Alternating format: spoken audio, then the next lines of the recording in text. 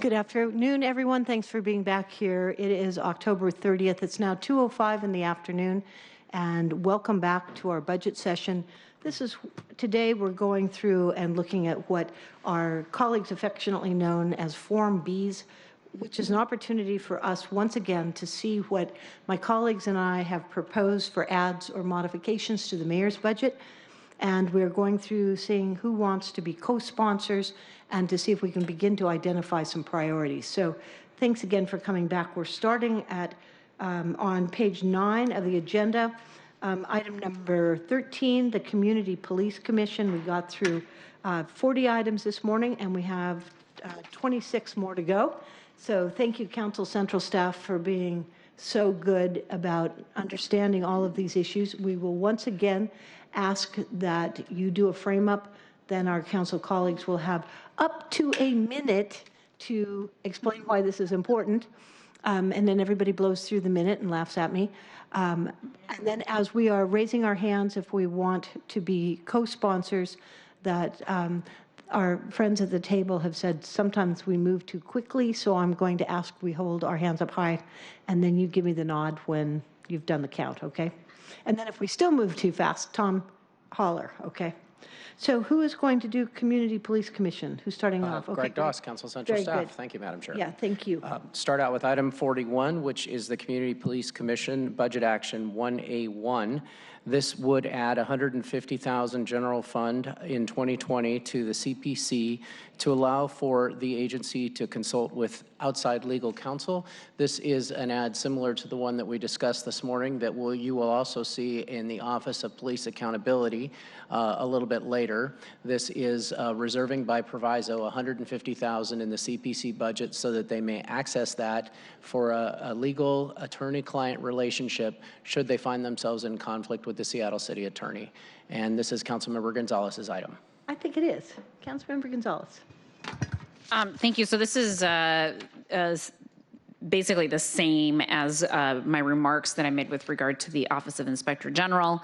Again, it's really important for us to make sure that we're preserving the independence of the Community Police Commission, and part and parcel of that includes providing them the opportunity to have adequate resources to be able to hire outside legal counsel in instances in which there appears to be a conflict of interest or is an actual conflict of interest with the city attorney's office and the positions that they are taking representing the city of Seattle in the context of the consent decree and other matters. So same rationale as before, and I know that there was wide support to add it for the Inspector General, and the same rationale and arguments apply in this context as well. Right, and I think you've pointed out clearly that we're not hiring an additional attorney, but it's funds that would be available for outside legal assistance should they need it. Correct. Okay, any further comments on this? Then I'm going to ask all who would like to join on as a co-sponsor for item number 41. This is a $150,000 ad. Please raise your hand and keep them there till Tom can make a count. Okay, very good. Thank you. All right. Moving on to item 42, Madam Chair. Please. Is the $200,000 ad in general fund one-time funds to the CPC to fund work plan items. The CPC has put in a request for this funding as they have 3 one-time items. One is a national search process for their new executive director. Another is a planning process and help with the production of their strategic plan. And third is to retain a subject matter expert to help them navigate the complaint appeal process for SPD. These funds are set aside for that purpose, and there is no proviso here. Okay.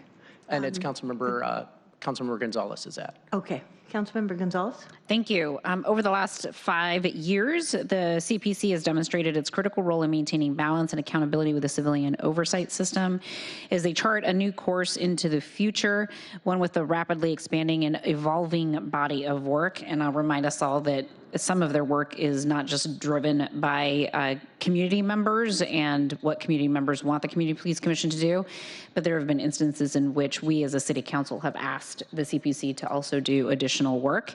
I believe that they need and deserve additional support in the short term for the 2020 budget in order to help them maintain their strong footing and their ongoing need to fulfill both their mandate under the consent decree and then some of the operational work that needs to occur in order to facilitate stability over at the Community Police Commission. So this is one-time funding to assist the Community Police Commission in stabilizing their budget and making sure that they're able to carry out some of the unexpected projects in 2020 and to make sure that they are going to be able to be in the best position possible to continue to fulfill the mandates that they have under the consent decree for so long as we are under the provisions of that consent decree. Very good. Thank you. Any other comments? All right, those who would like to add their name as a sponsor to number 42 for $200,000, raise your hand, please.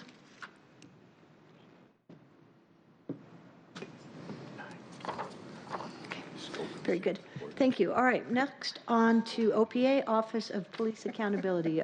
Greg, are you continuing? Yeah, this is my last one, OPA 1A1, which is item number 43, and again would add $150,000 general fund in 2020 to allow for outside contracting with legal counsel, an attorney-client relationship if there is a conflict with the Seattle City Attorney and there is a proviso. Thank you. Councilmember Gonzalez.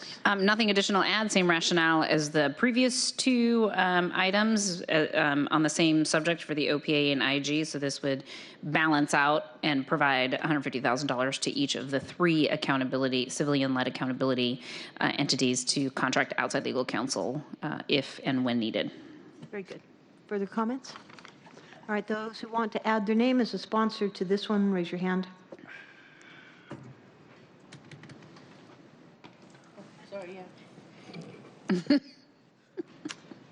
Very good. All right, so Office of Sustainability and Environment, OSE. Yolanda, thank you. You've been doing a great deal of work for us on this subject. Thank you. All right, so Yolanda Ho, Council Central Staff. So we have 3 council budget actions for the Office of Sustainability and Environment, all of which are sponsored by Councilmember O'Brien. So OSC 1A1 would add staffing and resources to the Office of Sustainability and Environment in an ongoing general fund to provide support for the Green New Deal Oversight Board and Climate Action Interdepartmental Team. The council had established this board in September, and as well as the interdepartmental team with the passage of Ordinance 125926, and the legislation had anticipated that OSC would staff both the board and the IDT. However, the staffing is not included in the 2020 proposed budget, nor is the compensation for board members for whom participating on the board presents a financial hardship. To that end, there will be $116,000 for a strategic advisor 1. This assumes an April 1st hire, and to support the board and IDT, and $40,000 for board member compensation, assuming all 19 board members are eligible to receive that. Okay, Councilmember O'Brien. Thank you. Yolanda, you said it very well. I don't have a ton to add other than just to reinforce my colleagues that this and one other similarly sized investment we'll get to in the Office of Economic Development I see as critical pieces for us being able to implement the Green New Deal as envisioned in the resolution a couple months ago. Good. Further comments? All right, those who want to add your name as a sponsor to, this is number 44, 156 for 1 strategic advisor, raise your hand. Good, thank you. I had just a question on this, and I supported it, so obviously I'm not in opposition. The compensation of the board members who are, it presents a financial hardship, I fully support that. I mean, I've always examined that issue for certain volunteers.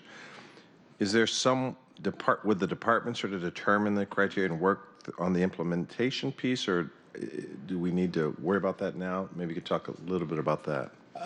Sorry, it's a question about how we would ascertain the qualifying. Who's eligible, what the amounts are, because, you know, 40,000 could only go for some, there might be 5 or 6 people, and is it a certain amount, or do they just split the 40? I mean, there's going to be these discussions are coming up. So when we put it in there, we may want to give the department or somebody some direction on what our thinking is. Yeah, so this estimate was based on, there's a transportation equity work group and the environmental justice committee, I believe. They also are provided with essentially a stipend. So the estimate was about $2,000 per year for those whom, if their work, they have to take time off of work, or, there's transportation challenges, things like that. I think that we did not in the legislation provide any, criteria necessarily. So it is up to the department kind of, and the idea was that, the board members would, it was contemplated to create some guidelines, but I think we wanted to kind of allow for some flexibility and maybe determine if that needed to be done. So, Mike, that's good. So my concern is we've done this at least for one other commission that I know of, perhaps more, and so we probably want some uniformity in how we treat that, whether it's just a certain amount or there's eligibility requirements or something. I'd hate for us to start picking and choosing what commissions we're investing in more than others. Yeah, I think you raise a really good question for some of our colleagues to think about in the future. That's what I'm trying to get some thoughts out now. So I believe at least in the formulation of the amount, there's an assumed hourly amount, and so I think it wouldn't be just a flat sum, but it'd be based on how many hours you worked on the commission. And then to the qualification, I believe that we leave it up to the individual to just essentially self-certify and say, I believe that, this is a hardship for me and I need it. But there's not like you need to be below 30% of area mean income or submit documentation for And I'd just like to see consistency, because this may come up time and time again, and it should, because again, we want to pull from communities. Yeah. Not all communities are the same in terms of their resources, and we want some parity, so that's fine. Yeah, I think, I believe we're trying to be consistent with the other commissions that do this, but obviously there are bunches of commissions that aren't there, and I think for considering if we want to do this consistently across all or certain types of boards and commissions would be something to consider in the future. Thank you, Councilmember Gonzalez. Just really quickly on this issue, so I know that one of the commissions that is assigned to my committee is a community police commission. I know that they have stipends on a hardship basis provided to their commissioners who request it, and I do think that they have set parameters on how that is accomplished. And I think, Council President Harrell, you were responsible for approving that, and I seem to recall that there was actual legislation to approve and consider particular parameters. I think the concern would be getting into a pickle around the gift of public funds, for example, situation. So I think that is an appropriate caution and flag to make, and perhaps we can consider having some accompanying legislation with this particular Form B if it's included in the balancing package to sort of address some of those issues. The other thing that I'll flag is that because of the way the accounting system works, I think it would be really important to make sure that these dollars aren't just subsumed into the OSC budget, and if the stipend isn't used, that OSC then believes that they can use the money to subsidize other OSC work that isn't related to the stipend. So we've been working with the CPC, for example, on making sure that there's an independent budget control line within their budget that is specifically allocated to just this use, so that it doesn't get washed into the general budget for OSC. So those are just two cautions that I would offer. And again, maybe these are things that could be addressed through some accompanying budget legislation if appropriate. Right, or even, I think, a proviso on the $40,000 that says it can only be spent for this. And so if they underspend, then they'd have to come back to us to reallocate it if we so choose. Sure. Okay. I mean, it's not a significant amount of money, but I still think for accountability purposes, it's important. Good. Thank you for bringing that up. Those who would like to add? We already did that. Are we done with this one? Yep. Yeah. Okay, sorry. Then how would we like to just skip to number 45?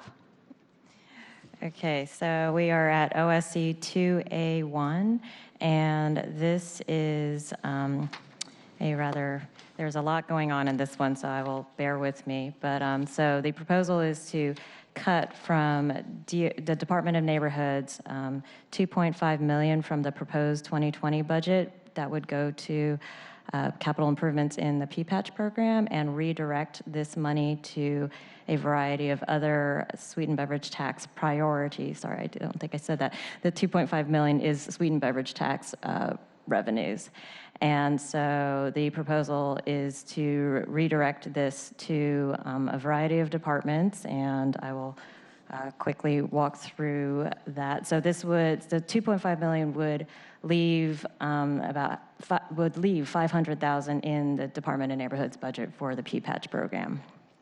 And just noting that the P-Patch program does receive receives $200,000 a year of Parks District funding annually for maintenance, but has otherwise not been provided capital improvement funding since 2008. So the priorities that this funding would go to, and this may be a little bit in flux, just to let you all know, we're working with the executive and other stakeholders to figure out where these dollars may best be spent because they are one time. $75,000 would go to the Office of Sustainability and Environment for a scratch cooking consultant for the Seattle Public Schools to help the public schools assess what infrastructure and changes they might need to make in order to cook meals from scratch to give students more options and possibly better food in the cafeterias. Would also fund, would direct $260,000 sweetened beverage tax revenues to Seattle Parks and Recreation for water bottle filling stations, and $140,000 to Seattle Public Schools for the same purpose to install water bottle filling stations, prioritizing those located in neighborhoods that are kind of in alignment with the sweetened beverage tax intent. And $500,000 would go to the Human Services Department to provide microgrants to food banks, meal program sites, and home child care programs for kitchen equipment and supplies like refrigerators, ovens, cookware, and other items to help provide fresh food options. $225,000 to the Office of Sustainability and Environment for consultant services to develop a comprehensive evaluation plan for all sweetened beverage tax funded programs and services and establish shared measurement protocols to collect common measures. $325,000 to the Human Services Department to family resource centers with a priority for assistance to families with children birth to age 3. This would bring that total investment to $1.1 million in the because there's already funding in the proposed budget for that. $500,000 would go to the Office of Sustainability for an additional 1,000 Fresh Bucks vouchers, adding on to the additional $2 million in ongoing funding in the 2020 proposed budget. This would result in a funding of a total of 7,000 vouchers in 2020 for residents who residents who qualify for benefits may apply for the vouchers, as well as those who are in the food security gap, meaning those who are food insecure but do not qualify for any benefits. $375,000 would go to DEAL, the Department of Education and Early Learning, to evaluate how families connect to child care providers and develop strategies to improve connection. This is similar to Council Budget Action Deal 4A1, which you discussed earlier today, but this is only one-time funding via the sweetened beverage tax. So this could possibly just be kind of setting a foundation for some of the work that was described earlier today in terms of connecting families to child care providers. And the department may need to identify ongoing resources for that purpose. But and then the last item would be $100,000 to the Office of Sustainability and Environment for consultant support for the Sweetened Beverage Tax Community Advisory Board, developing and translating some of their materials and analyzing key issue areas. Thank you. Councilmember O'Brien. So, colleagues, this, just to be clear, is a revenue neutral. Again, in the mayor's budget, there was $3 million of sugary beverage tax money dedicated to P-Patches, and based on the recommendations from the Community Advisory Board, this shift is reallocating that to other priorities. We are having, my office is having kind of ongoing conversations with the Community Advisory Board to understand and inform them on the range of options there. Various executive departments and central staff have been really helpful in kind of helping understand how some of those investments would be made. And so we'll continue to work with them over the next week or so. And if any of you all would like to be part of those conversations with the Community Advisory Board, I would certainly invite participation in there. The idea being in the next week we'd have some clarity on a very specific set of investments that they would like to see, and we would know that and can make a policy decision. What time again is your meeting?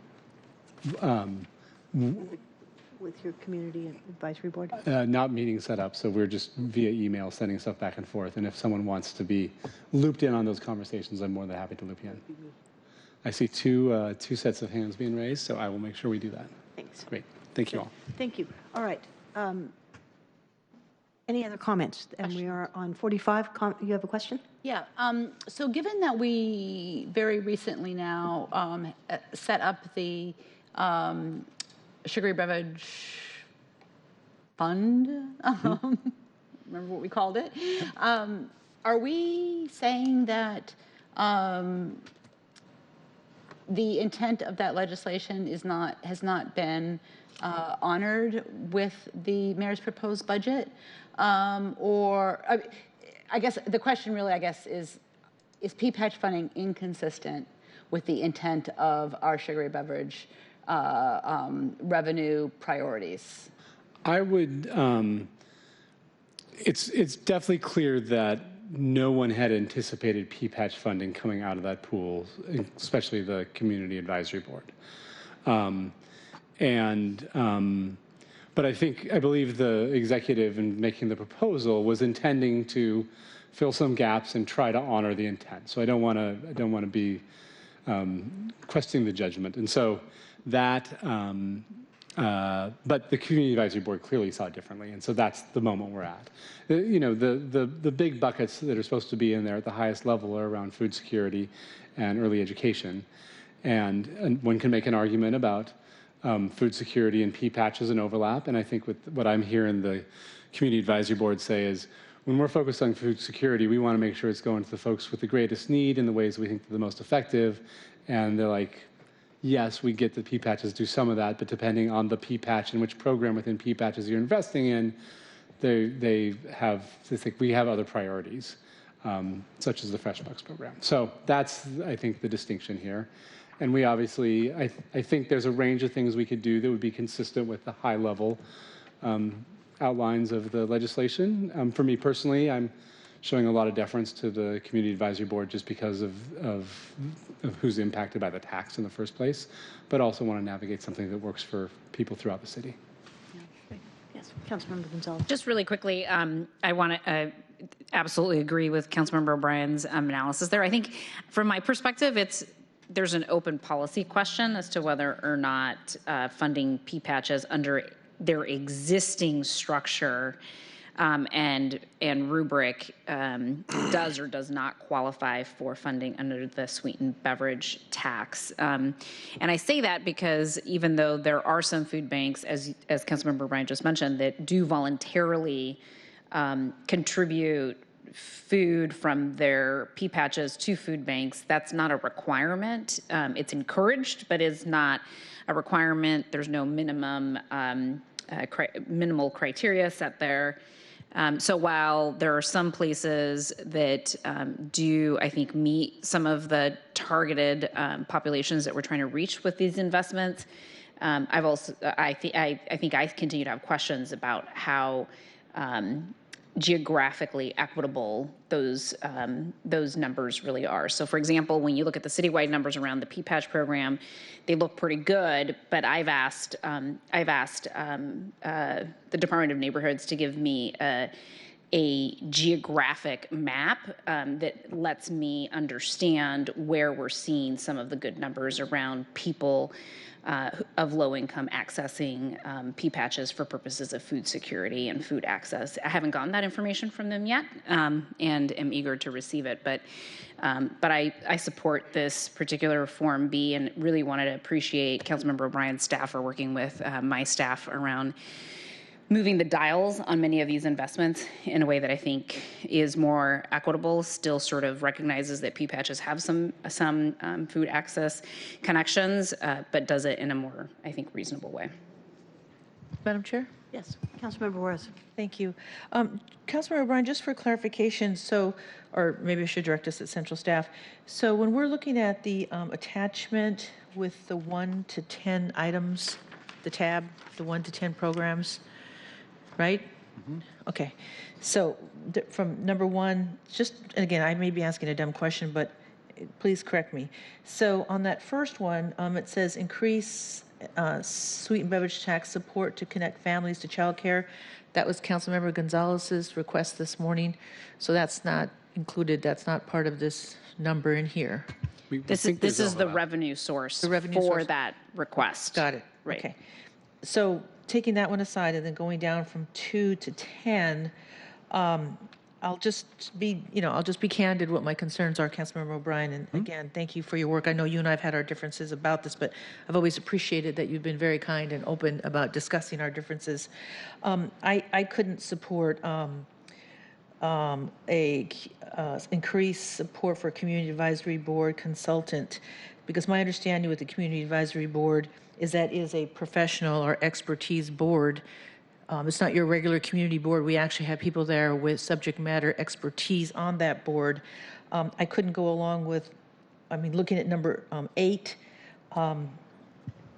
increase support for scratch cooking at Seattle Public Schools. I have concerns about 9 and 10. Number 9 being $140,000 to increase support for water filling stations at Seattle Public Schools.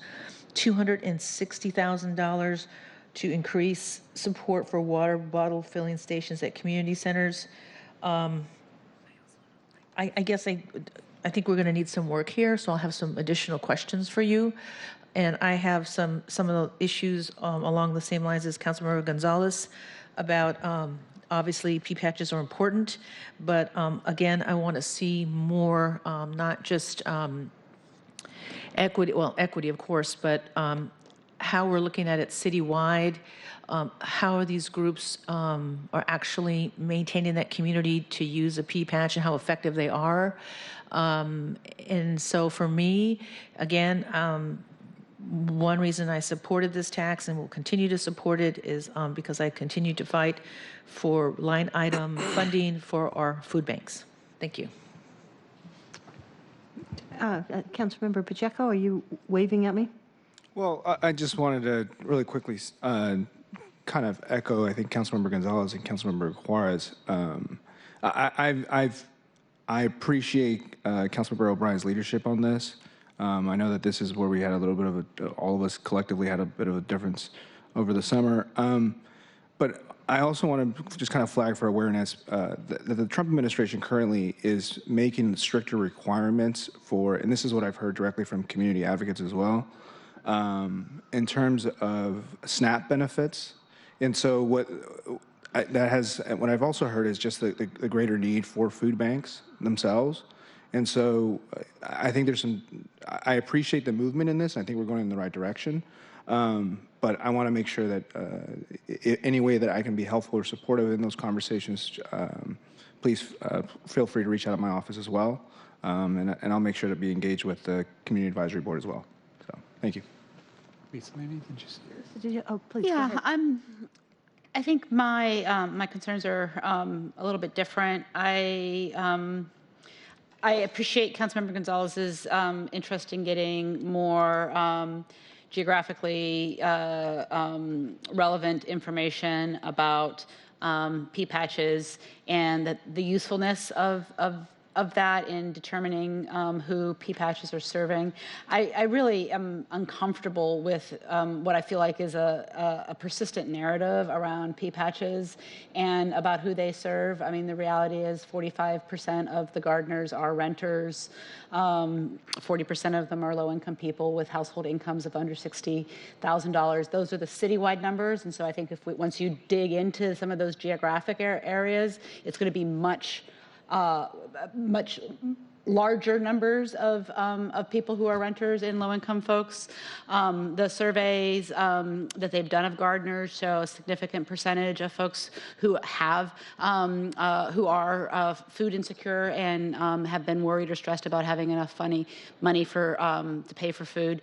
And then further, the racial toolkit analysis that they did in 2018 showed that pea patch gardeners of color were more likely to grow food to reduce grocery costs and address food insecurity. So I would like to find some sort of a middle ground between taking all of the funds for pea patch needs, especially considering they haven't received any funding for capital needs since 2008, and then maybe finding a way of targeting some of the funds towards pea patches in the city that are serving the demographics of people who need it most.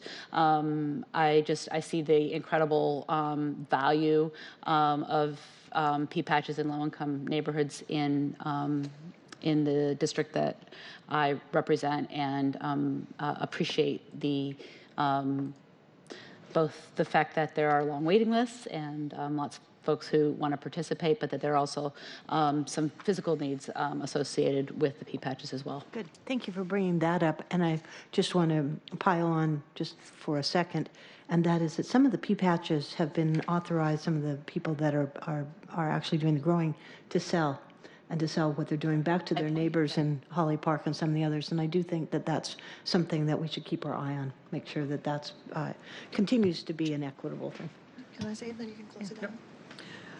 Chair Bagshaw, just to add, I was going to make similar comments to what Councilmember Herbold just said, so I appreciate just clarifying that a lot of the pea patch growers are renters, and in fact, if you look at the pea patch growers on Capitol Hill and the Central District, they're also, I mean, one characteristic of them is not only that they're renters, but they're actually density advocates who don't have their own yard to cultivate in, and they like the experience of sharing this sort of wider space with other neighbors. And they're also often apartment dwellers, and it sort of goes with the pro-density attitude. But they're also disabled community members who are starting to use pea patch spaces, and it really gives them a completely different opportunity to experience life that they don't otherwise have. And I just, if I might just quickly read an extract of a letter from a constituent in District 3 who's not so much about this particular amendment so much, but as a larger issue, as what indication does the City Council give on pea patches? Like, if we show that we strongly support it, that makes a difference in the courts as well. So as the constituent writes, in the instance of the Mad Pea patch, if that's what it's called, the Mad Pea patch, in order to aid and abet corporate developer Velmere, SDCI declared that half of our pea patch did not exist. I mean, these are the words of the constituent. Maybe that was not the intention of SDCI, but that is what happened. Declared that half of the pea patch did not exist because they didn't see it on a map that they use, the land use map that they use. The hearing examiner then rejected the argument, and the constituent further says, I can see that if council does not indicate that they support community gardens in a thorough way, then it will make it only easier for mayor and the departments to sort of not acknowledge them. So I just wanted to make that general point that I think we should recognize that pea patches are not a luxury. It's actually being used by a lot of working class and middle class people who have no other space. And then, of course, the connection of food banks and affordability, which is very good. Councilmember O'Brien, do you want to? I just had a clarification question, maybe for Councilmember O'Brien or Senator. I just want to. I just try to understand the context. So if we took a snapshot right now forget about the addition for right now. If we took a snapshot of last year, this is all sweet and beverage tax money. What are we not the $3 million, but what were we putting into the P patches now? I know there's 200,000 coming from parks for maintenance. We haven't done much other than that, but is the $3 million for this year's budget a new $3 million? Yes. Brand new. So prior to that, there was just a 200,000. That's correct. Yeah, so the $3 million is for the proposed 2020 budget. That is brand new funding. And yeah. And the money theoretically, are those to refurbish the existing ones, or is this an additional number of P patches throughout the city? I think it's not entirely. They have not decided. Department of Neighborhoods has not decided exactly where. Well, obviously knowing that it's in the proposed budget, it's a new addition, so they have not formulated a criteria necessarily, but I think the intention, there's at least some attention to refurbish existing P patches. They acknowledge that many of them could use kind of walkway repairs, planter repairs, compost bins, such things, things so like that. I like what I hear from Councilmember Swan and Councilmember Herbold in terms of educating us more about the P patch, and I think that's good stuff. The mayor's sort of asking us to go all in on P patches now, or double down, if you will, or not even double down, and go pretty deep on this. And but if you look at how Councilmember O'Brien is trying to redirect it, that's all really good stuff too. So I'm not sure how we get ourselves out when we're doubling down on something that we all are saying is really, really good stuff, but he's trying to redirect. And I guess status quo was just $200,000 prior to this, and so we go from 200 to 3 million. I just don't want the two things pitted against each other. So anyway, okay. So maybe I'll make some suggestions on how we move forward. This money, again, the background, my understanding of the money is there's a $3 million in excess revenue. I believe it's actually from 2019 they expect to be collected this year that has not been previously allocated. So they're viewing this as one-time money. So I believe the proposal in the mayor's office was let's not commit to ongoing programs, but use this one-time money for some one-time needs. But we're talking about money that is in the sweet and beverage tax fund. And so this does not, regardless of whether we leave it alone or my proposal or a series of other proposals, we're not talking about, that we shouldn't have any impact on the general fund. So for the budgeting work, Chair, that you're going to be doing in the next few days to pull everything together, I'm hoping that there may be some time to have a little flexibility to continue to figure out how this works out. Now, it does have some impact in that, like, this is a funding source for Councilmember Gonzalez's Form B that's elsewhere in the budget that without this may need some general fund. So there's a relationship there that we'll want to work on. Because the Community Advisory Board is, they're all folks that are volunteering on this, I'm trying to go back and forth as swiftly as possible. And because there's so much interest here, I will try to loop everyone in on what they see as their priorities. I really appreciate some of the comments that folks have made about P patches. I generally think P patches do a bunch of outstanding things. And I think when we're talking even about the folks that are most food insecure, there's a role that P patches play in those individual households' lives that help. And I'm trying to make sure that folks on the Community Advisory Board have access to that information. And I'll say that things like water filling stations, what the experts on the CAB have said is, those, community centers and schools are one of the places where young people are targeted with soft drinks. And oftentimes the alternative of drinking fresh water is not available. And so, in the spirit of trying to make investments with this tax money to divert people from spending money on pop, water filling stations are something that is consistent with that vision. How we rank those things, I think, is a policy decision we'll have to make. And so what I anticipate is sometime in the next week or so, we will have a range of options. And Chair Bagshaw, you can help line us up or make a proposal on how to balance that. But we'll keep this in its own bucket. Have them by Tuesday. By Tuesday. Because by Wednesday, I have to provide something back to all of you that incorporates as many of these good ideas as possible. Councilmember Swan, do you Rogers, very quickly, I just want to make it clear again that I don't think this is in opposition to any of you. I think we are on the same page on this. We don't want to pit good programs against good programs. And so the comments here should be construed on the basis that we think both are good programs and in fact, perhaps in many cases serve the same communities with similar needs. And that we have to find a way of making sure that no program is undercut in any way, unintentionally. Good.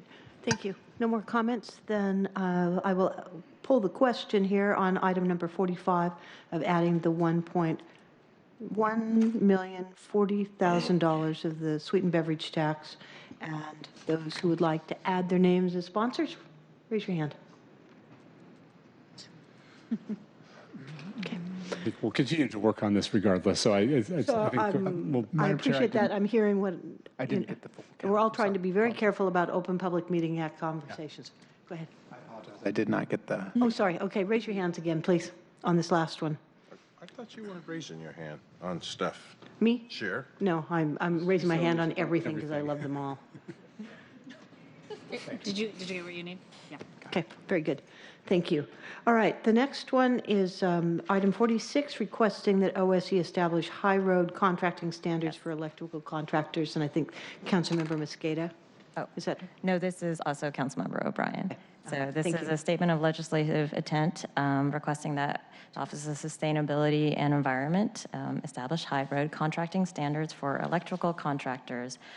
Just as a way of background, between 2010 and 2014, the Office of Sustainability and Environment administered the Community Power Works program, which was funded through a federal grant that offered loans and rebates for eligible energy efficiency improvements to homes. As part of this program, the Office of Sustainability and Environment developed a community high road agreement, a workforce agreement that focused on providing good jobs with living wages and benefits, equitable access, prioritizing underrepresented groups, and ensuring quality work. And so this year, the council passed Ordinance 125934, establishing the heating oil tax with the proceeds to go towards converting eligible low-income households from oil heating systems to electric systems. As part of this program, the Office of Housing will be administering these conversions, and the intent of the slide is that the Office of Sustainability and Environment, based on its previous work on the development of these, the high road agreement, would assist the Office of Housing with developing conditions for a high road agreement with the electric heat installers who will be contracted for these conversions. Additionally, the statement of legislative intent also requests that Office of Sustainability and Environment determine if it is possible to create a list of electrical contractors who are willing to agree to a high road agreement, and if the city can prioritize these contractors for city-funded projects. All right, Councilmember O'Brien. Thank you, Yolanda. Great job describing that. I'll just, again, the big goal is if we're going to use city dollars, taxpayer dollars, or ratepayer dollars, whatever the case may be, to subsidize work, we want to make sure that those investments are not only going into the work to protect our environment, they're also supporting good family wage jobs. And so this is simply asking them to use their past expertise and help us build programs out. I suspect that the work we did around heating oil is not the last time we'll be making investments in the near future to get people converting to our clean electric system from fossil fuels. And so a program that is ready to support that going forward is something that would be really beneficial. Thank you. So this is a slide. Anybody else want to add anything to it? Okay, all those want to add your name as a co-sponsor, raise your hand. Thank you. All right, the next item, I believe we're moving into SDCI. Ketel Freeman, Council Central Staff. We are indeed moving into SDCI. There are 8 potential amendments Yolanda. to SDCI's budget proposed by council members and an annual action to adjust fees charged by SDCI for its regulatory services. So the first action under SDCI, this is item number 47 on your agenda, would add a term-limited planning and development specialist and approximately $125,000 in general fund to SDCI for SEPA rulemaking and outreach. This one-time resource add would be to perform rulemaking and outreach that is contemplated by Council Bill 119600, which the council passed earlier this month.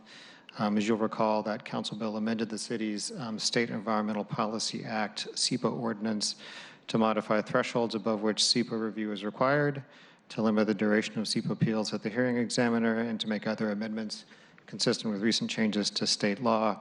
That bill contemplates that SDCI will develop rules with outreach to stakeholders, including those with expertise in the environmental justice community, to improve consistency and uniformity of SEPA review.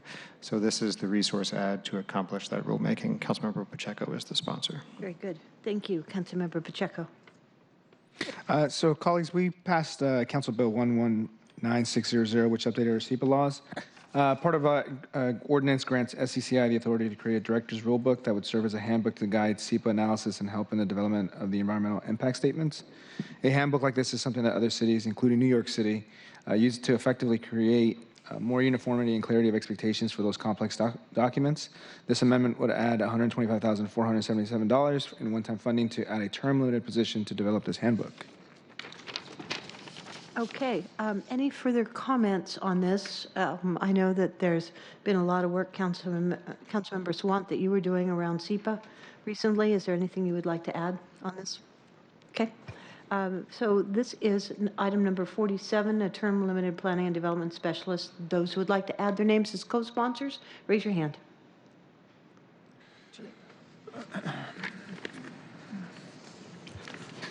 Okay. All right, moving on to item number 48 on the agenda. This is another action sponsored by Councilmember Pacheco. This would proviso $63,000 in SDCI for updates to green building standards that are administered by SDCI. The city administers several different green building standards and programs. They were adopted at different times and for somewhat different purposes. The proviso requires a recommendation from SDCI on updates to those standards to help the council members understand how the standards can help achieve the city's overall climate protection objectives. The proviso contemplates that SDCI will include in its recommendation an incentive to use cross-laminated timber as a building technology, as a construction material. Good. Thank you. Councilmember Pacheco, do you want to speak to it? So, colleagues, our various green building standards and green building incentive programs have long been in need of comprehensive review and update. This amendment would provide half of an FTE from SDCI's code development team to carry out the work of reviewing these programs and making recommendations to improve them. It also requests that as a specific piece of that review, SDCI make recommendations for how these programs can incentivize the use of cross-laminated timber in new construction, an area that the United States has been far behind on, and cross-laminated timber has been championed by our own Governor Jay Inslee and Washington State Lands Commissioner Hillary France. Very good. Thank you. Any other comments on this? It's a proviso. Do you have a question down there? Okay. I couldn't tell whether you were stretching or raising your hand. Okay, very good. This is item 48, and those who want to add your names to the proviso for updates to green building standards, raise your hand. Okay, very good. Thank you, Tom. The next one, I think, is Councilmember O'Brien's, and that's right. I assume that you're... So moving on to agenda item number 49, this is a statement of legislative intent sponsored by Councilmember O'Brien. It requests that the Office of Planning and Community Development and SDCI prepare a proposal to limit siting of new fossil fuel production and storage facilities. This slide originates in the Council's Comprehensive Plan docket setting resolution. That's Resolution 31896, which the Council passed back in August. That docket setting resolution contemplates that the Council will be considering amendments to the Comprehensive Plan to establish policies limiting siting of fossil fuel storage and production facilities. So this would be a SLI directing SDCI to implement, to develop implementing regulations for those policies. Very good. Councilmember O'Brien. I would characterize this as a bit of a belt and suspenders approach. We've already indicated that this is what we expect to happen in that process, and we're once again saying we hope that directing the department to do that work to bring us the information as we get to the comp plan updates for next year. If I mischaracterize that at all, Keto, please correct me. All right. What's the timing? What's the request, the return date on this? So implementing regulations, a proposal on implementing regulations would be submitted to the Council no later than June 30th.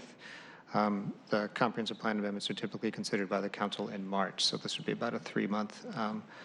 This would follow the council consideration of the policies by about 3 months. Okay. And are you okay with that timing? Yep. Okay, very good. So this is a SLI, and those who want to add your name as a co-sponsor on this is item number 49. Raise your hand.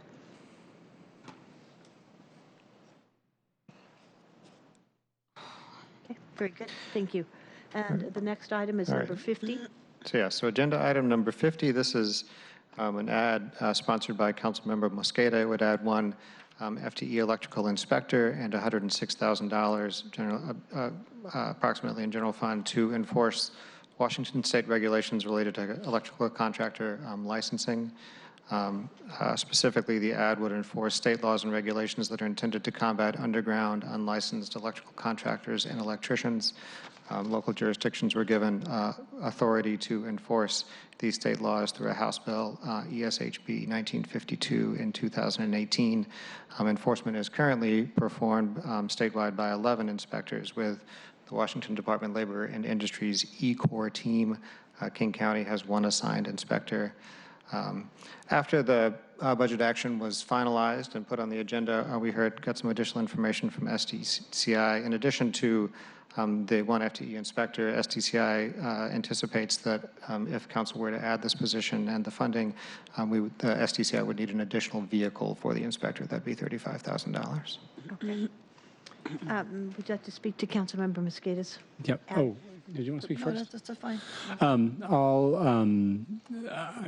I also support this strongly. I think that 11 inspectors statewide for the amount of construction that's going on, or one inspector in King County, leaves quite a gap of folks who want to disregard the rules and regulations and sneak through. We hear anecdotal stories where there's significant projects where there's significant number of people that are not meeting this requirement.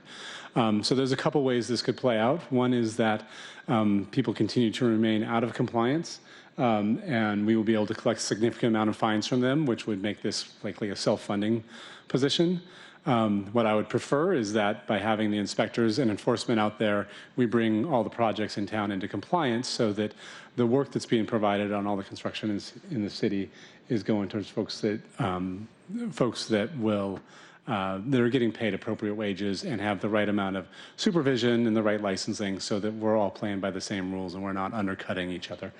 If we need another vehicle, I will absolutely support the $35,000 to make sure we have in one time to have a vehicle for this person. Thank you. Any other comments on this one? All right. Those who want to add your name as a co-sponsor, raise your hands.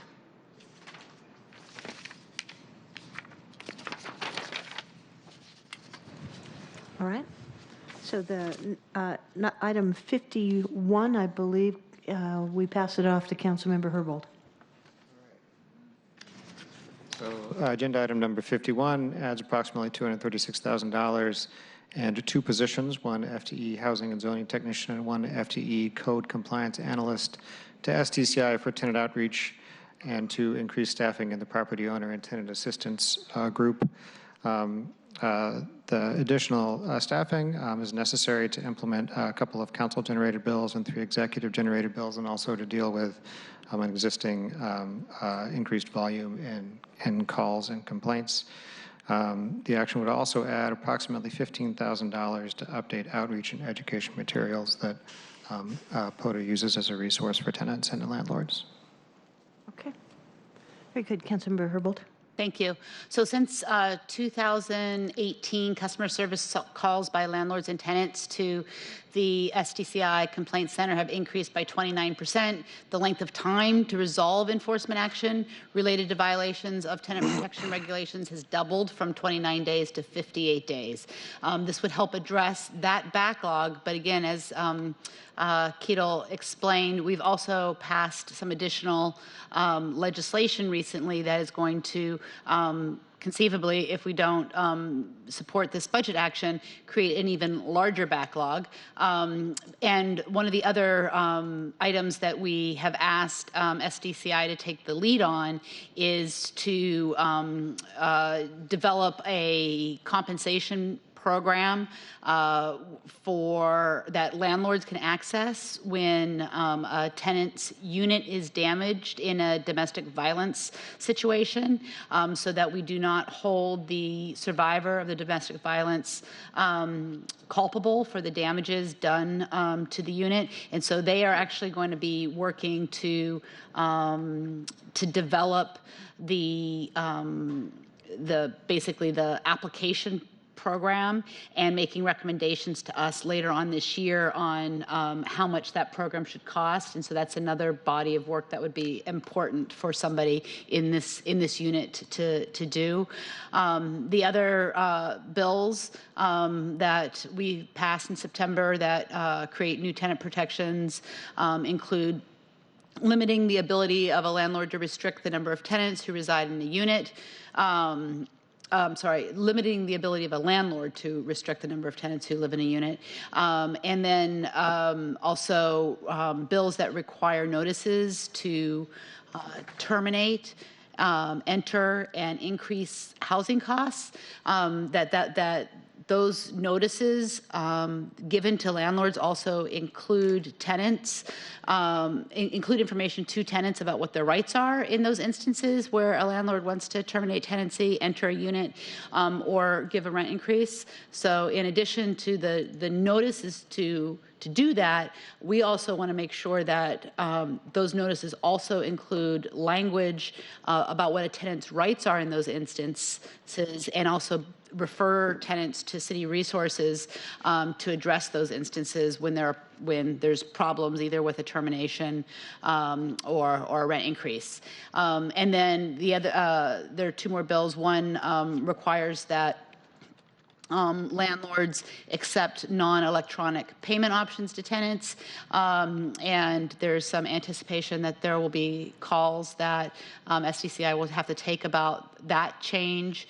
And then finally, a requirement that landlords must comply with the rental registration and inspection ordinance before notices can be issued to terminate a tenancy. That's it. All right.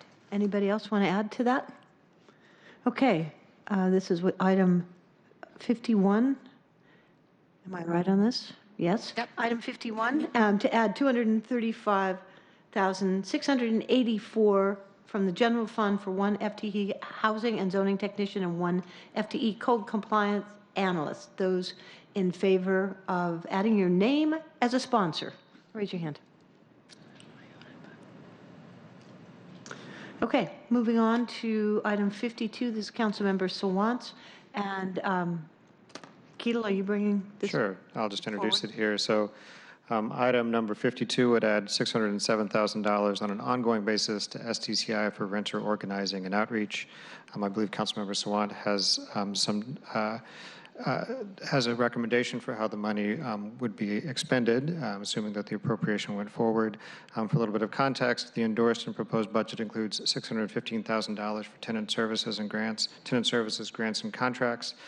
Those funds will be recompeted in 2020, and this reflects a shift in some ways that began last year from a body of work that HSD was administering to SDCI.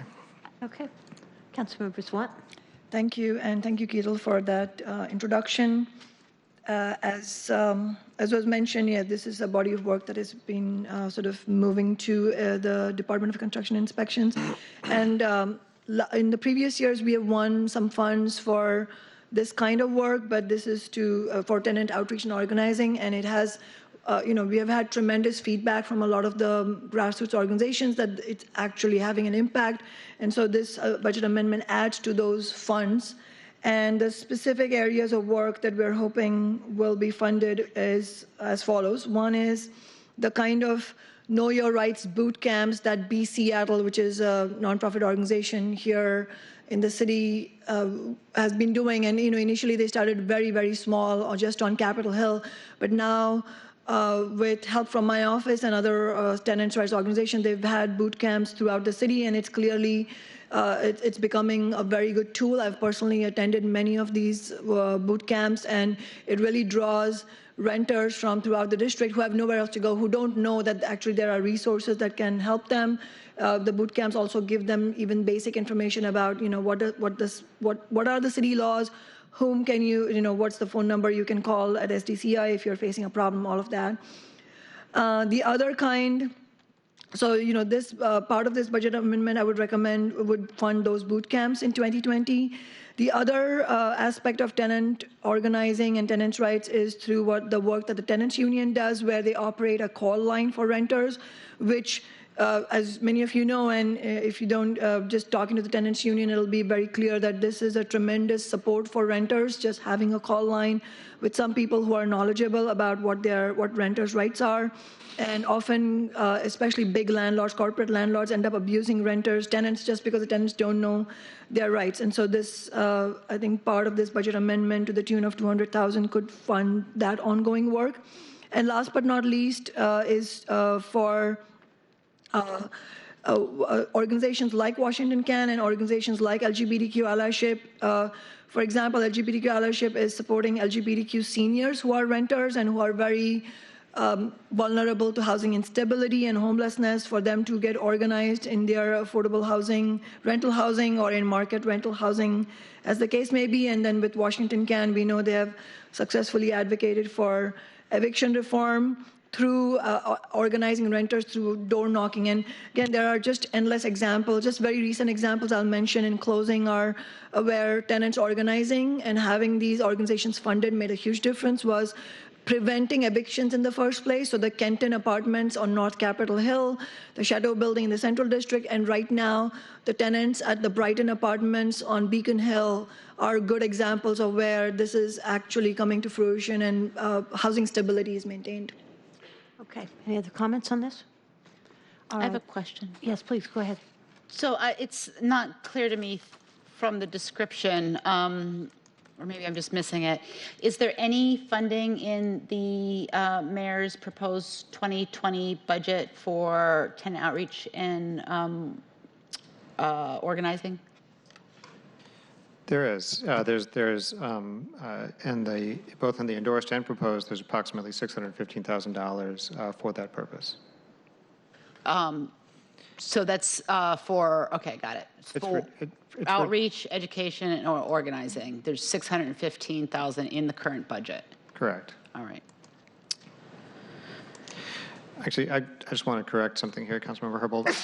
I don't know to what extent any of that is for organizing per se, but there is an ongoing appropriation that is for tenant outreach for the kinds of services that have typically been contracted for with the tenants union and other organizations like that. And I think that's an important component to try to dig in a little bit on. I know that 2 years ago, the council proposed funding specifically for organizing. It wasn't spent that way.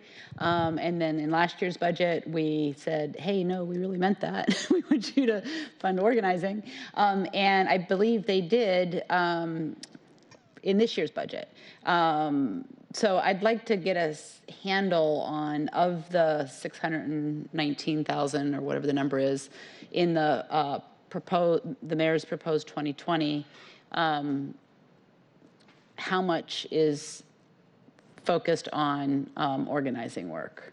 Yeah, I can get that information for you. Right. And you know what I propose is we do a 1-tier, 2-tier on this one like we did earlier. Well, I don't know that Councilmember Herbold is objecting to this, but you are bringing up an important point about the previous funds that the council pushed for. It's actually not been fully accountable because our intent was to fund organizing and tenants sort of advocacy, but not all those aspects were funded. A very concrete example of what you're bringing up, Councilmember Herbold, is we had intended boot camps, tenant rights boot camps, among other things, to be funded, but B. Seattle informs us that the boot camps were funded for the first time starting only in September. So we should ask for answers, but just to clarify, it's not sort of either or.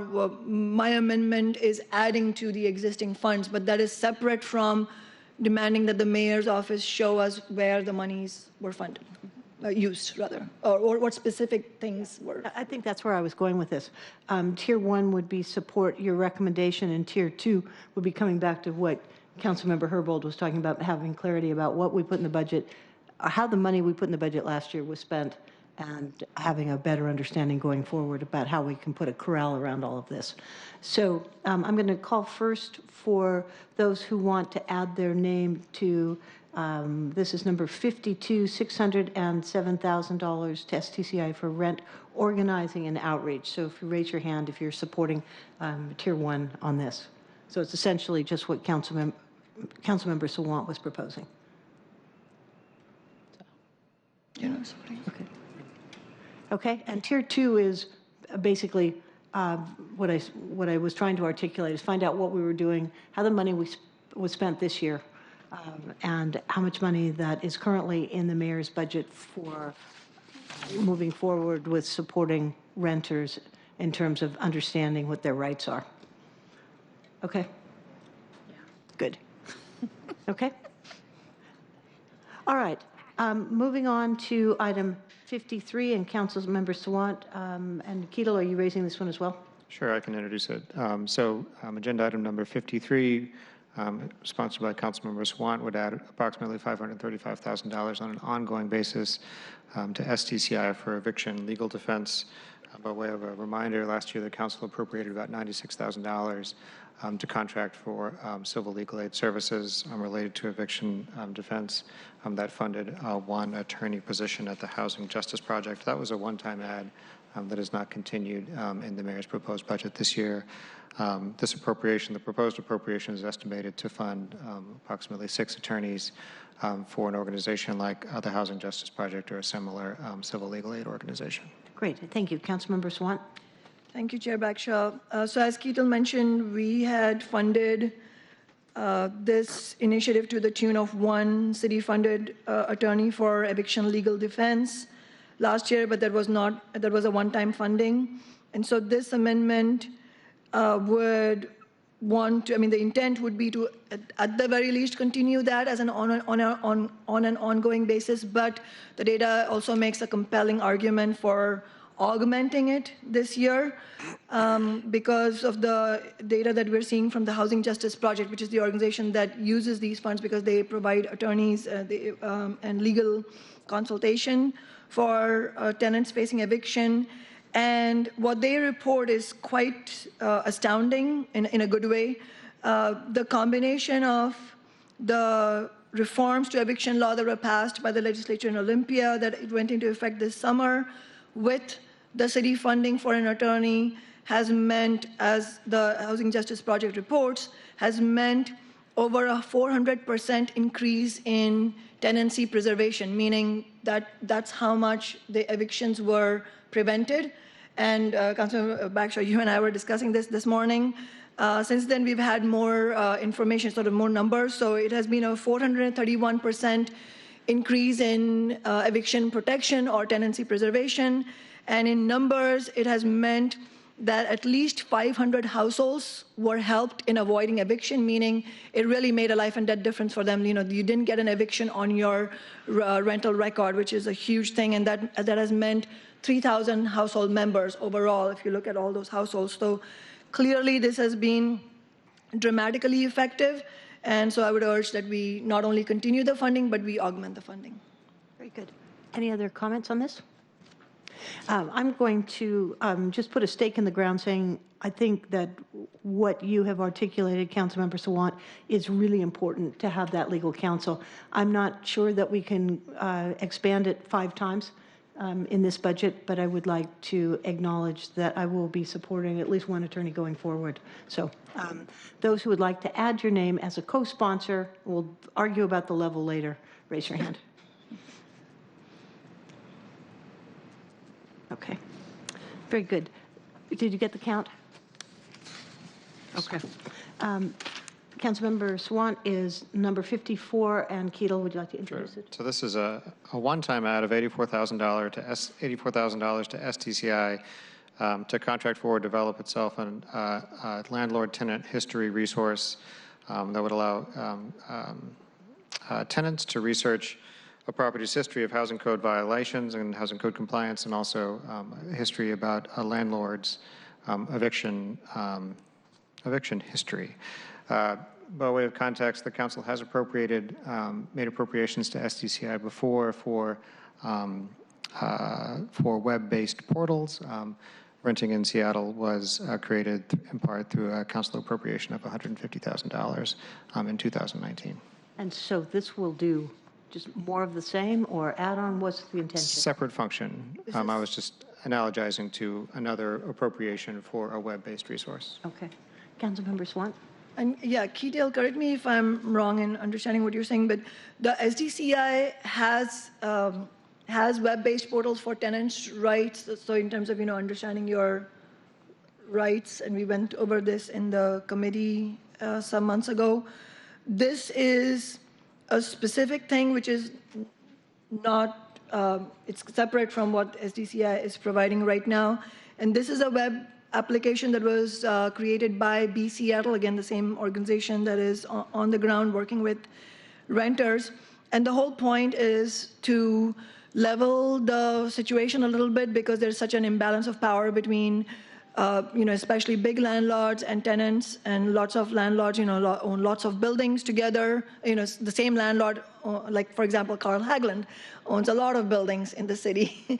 But the thing is, the landlord will often do background checks for their renters' history, and the more low income you are, if you're a person of color, if you have other vulnerable aspects in your background, then you're more liable to have a background check done about you. But there's rarely any opportunity for renters to do any similar checking. Like, who is this? Who's the owner of this building, and so on. So this app, and if my staff hasn't already sent you a link, I'll make sure that happens. But it's a very simple app.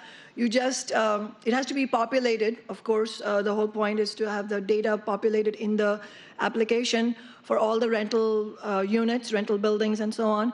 And you click on any of them, and it tells you who the owner is and how many, if there have been any evictions ever from that rental property, other variables, so that you can also have a sense of who the landlords are. And if it's one of the more notorious landlords, if there's been a spate of evictions and so on. So you can type in the address of the rental housing you're considering as a tenant, and it will tell you some other things. It will also tell you housing code violations history. But all of this requires some resources because the app is only as good as the data that it's populated with. And so just as a sort of a pilot project, so to say, what we did through my office is we spent our own council resources to have Seattle create that web application just for District 3 rentals. And what they've used is, use standard sources of data like King County Parcel Viewer, King County Superior Court Case Search, King County Property Tax Search, and so on to put that together. And it seems like it's very useful. If we wanted to expand it to other districts in the city, then we would need a little bit of one-time funds. So would the history of citations or violations pertaining to the healthy building or a problem, would you anticipate that would be included in this? Yes. And in fact, what we include in it could encompass all the information that's legally available to us. It's just a question of whether we have somebody to actually do that work. And keep it up. And keep it up. As soon as it's not current, it's not That's useful. true. Go ahead, Councilmember Wars. I have a question, and perhaps Councilmember Sawant can help me, or staff. So, Councilmember Sawant, you did this in District 3, and so I see how you got to 84,000. You just did 14 times 6, correct? So I'm guessing you wouldn't need the same startup costs in each district. Wouldn't it be less? Probably not, but on the and I'm open to discussing that, and we can invite Seattle folks also for a discussion in our offices to get more information. However, I will say one thing. Yes, my office helped to fund this, but it has been a labor of love for Seattle with a lot of endless volunteer hours. So if you want them to expand it to the entire city, then I think we have to make it a little bit more viable for them. Okay. Any comments? Further comments? All right. Those who would like to add their names as a co-sponsor on this, raise your hand. Looks like we got some of us down here and not so many down there. All right, good. You got everybody? All right. Next one is a due pass on Council Bill 119669 and the annual fee ordinance. Right, and this is a piece of, this would be an action sponsored by the Budget Committee as part of the suite of legislation that would implement the mayor's proposed budget. It includes inflationary adjustments and some other adjustments to SDCI's fee ordinance. The council sees an ordinance pretty much annually from SDCI to make these adjustments. The adjustments, assuming that that council passes this bill, would increase SDCI's construction inspections fund by about $1.2 million in 2019, which is less than a 1% increase in SDCI's operating budget. Okay, thank you. Next, we'll move on to the legislative department. We have 10 more to go, colleagues, and then for those of you who are waiting patiently for public comment, thank you for being here. Okay, the next one will be pitched to Council President Harrell, and who is going to lead us through? Is that? That will be Lisa? me, Lisa Okay, Kay, great. Council Central Thank you. Staff. Thank you, Chair Bagshaw. I've got 3 items that I'll cover for the legislative department ads here. Item 56 is Leg 2-A-1 on your agenda.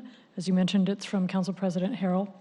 This council budget action would appropriate $20,770 in general fund resources to the legislative department to increase the communication division's program budget in support of 2 reclassified positions. The 2 positions were reclassified last May from Public Relations Specialist Senior to Strategic Advisor Legislative. The positions advise council members and staff about communications options to disseminate messages to their intended audiences.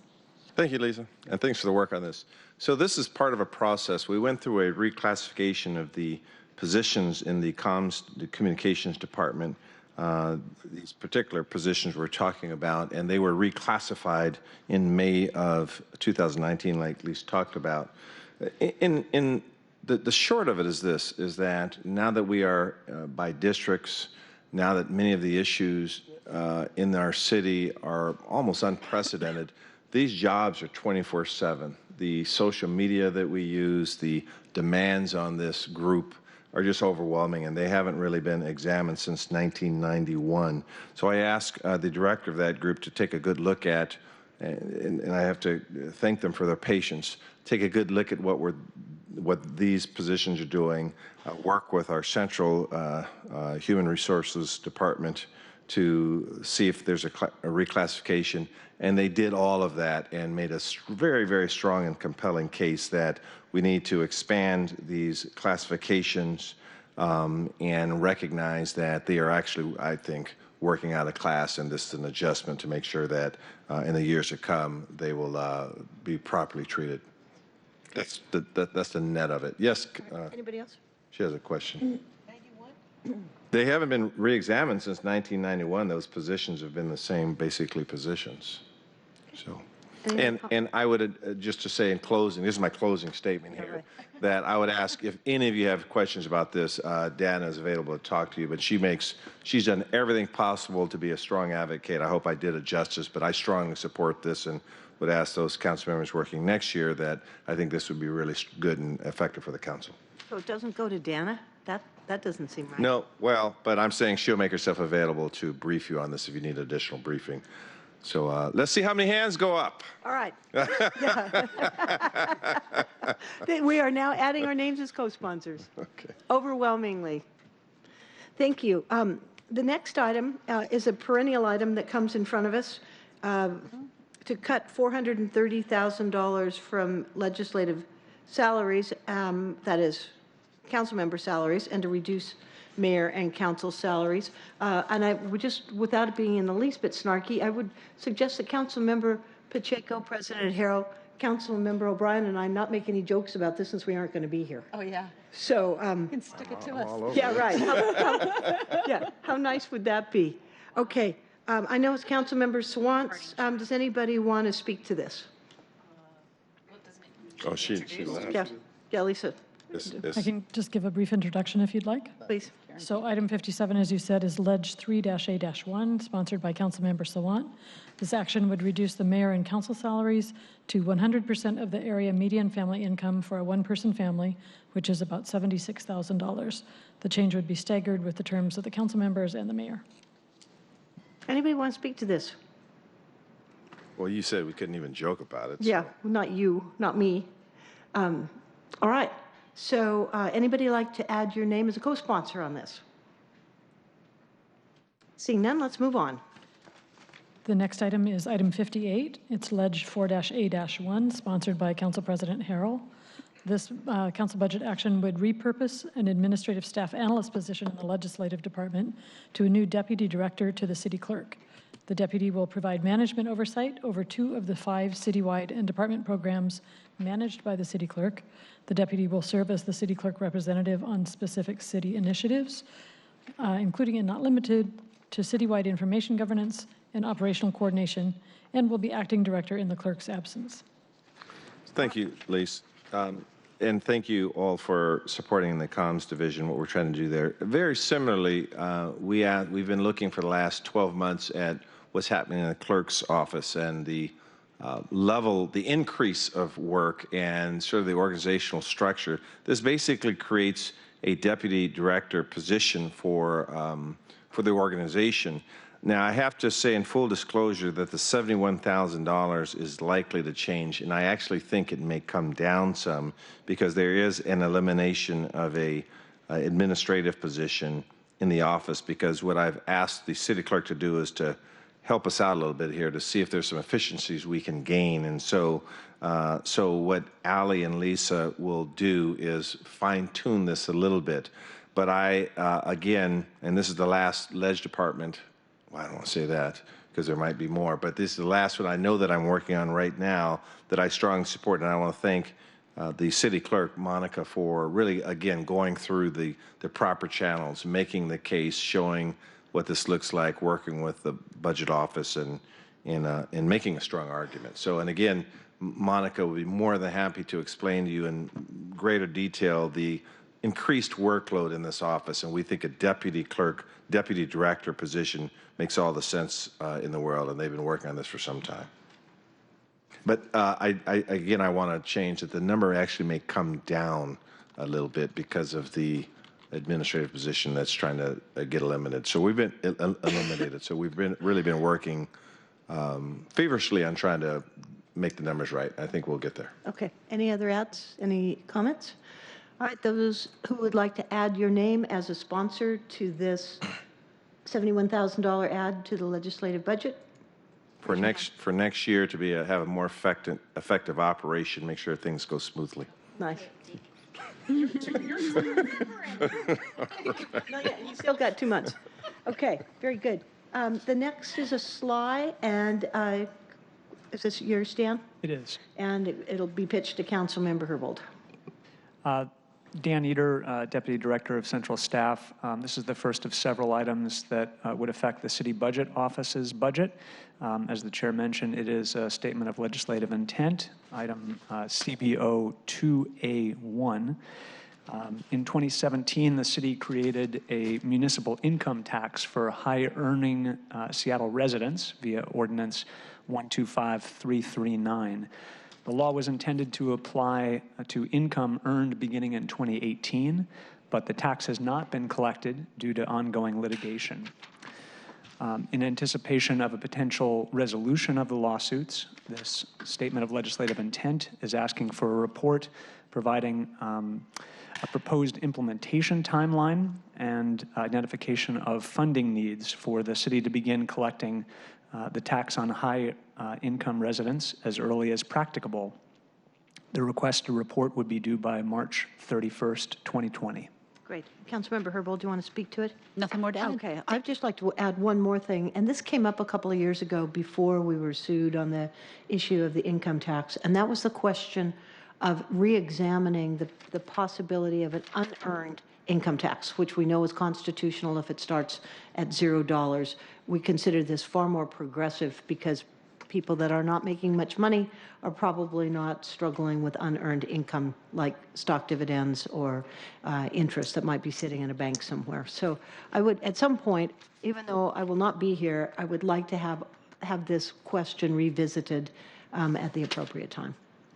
Okay. All those who would like to add your name as a sponsor on this slide, raise your hand. Councilmember Gonzalez, this is the slide about the CBO to report on income. Okay, very good. Thank you.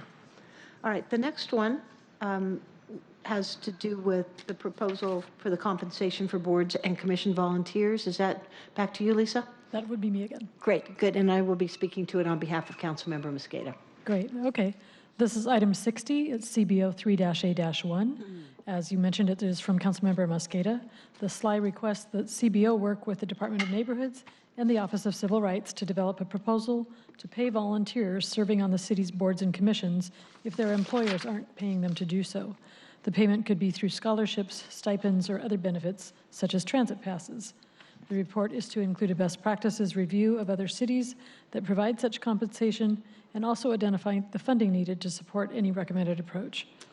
The report's due by June 1st, 2020. Very good, thank you. Not much to add to that other than we all know that lack of financial support could really restrict somebody's ability to join one of our commissions. We've got over 60.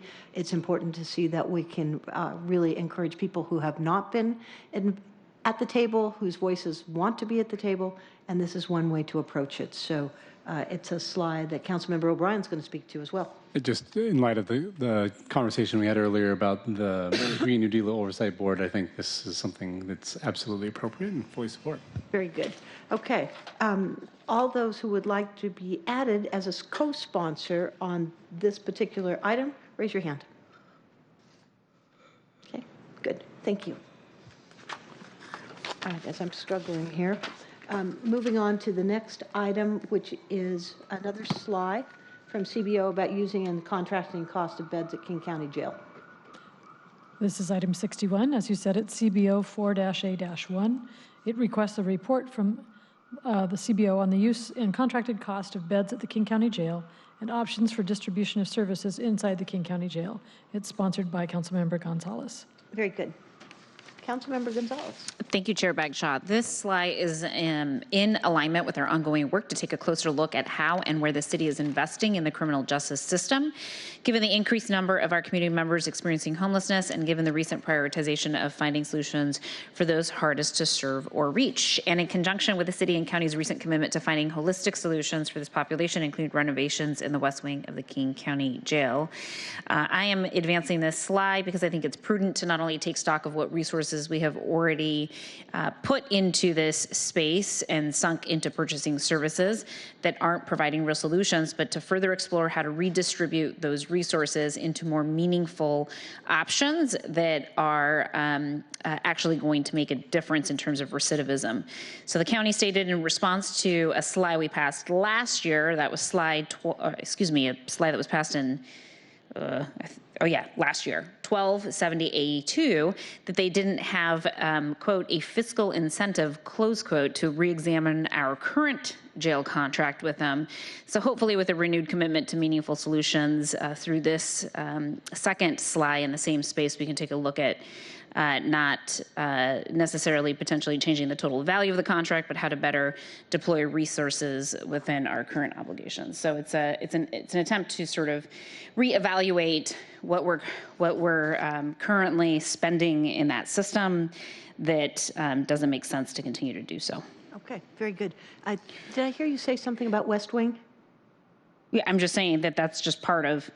I think as the city moves towards more holistic approaches like the West Wing, I think this is a good opportunity for us to continue to evaluate the contract that we have with King County for purposes of buying jail beds, many of which we're not using.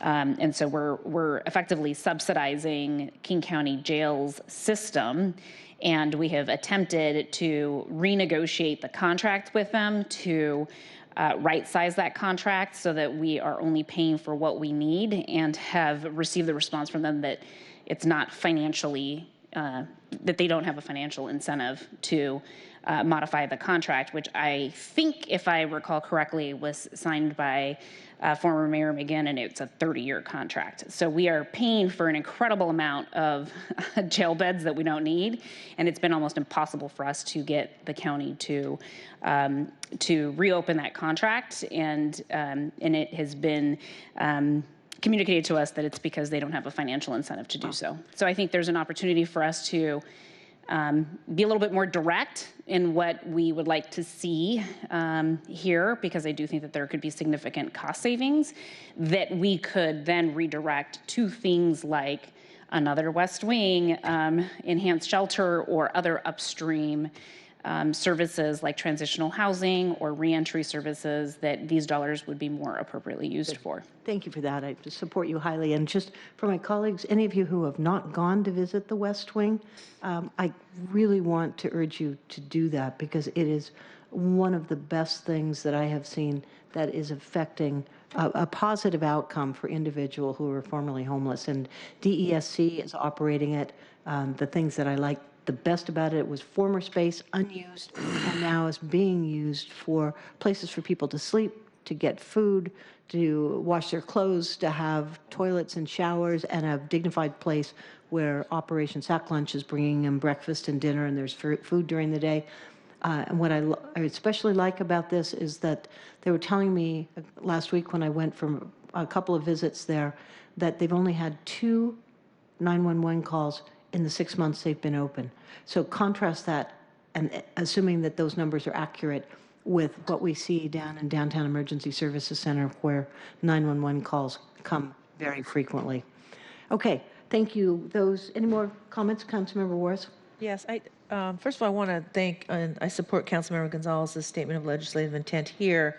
As you know, we've all been working on this about local governments, that we're looking for all possible resources to shelter and house those who are homeless and often most vulnerable people in our community. It makes sense to get up-to-date, accurate information on facilities being used for such purposes, including beds in King County Jail. But what I really was intrigued by and wanted to respond to and support what Councilmember Gonzalez has shared, as well as you too, Madam Chair, is we are moving towards a regional response to regional problems in this city and this county. And this furthers the conversation in how we look at these regional responses to public policy issues, public safety issues, public health issues. And right now, of course, our most glaring one is how we shelter the unsheltered and what kind of services we provide. So when we have people that leave the King County Jail, that they're just not cycling in and out, that we actually provide a roof over their head voluntarily with services, food, accommodating those people that have jobs, accommodating those people that, they don't have to check in at 8 at night and get kicked out at 6 in the morning. So I applaud this effort. Thank you. Great, very good. All right, any further comments on this end? Those who would like to add your name as a sponsor of this slide, please raise your hand. That's item 61. Okay, very good. All right, so we can move on. The next one is passed Council Bill 119681.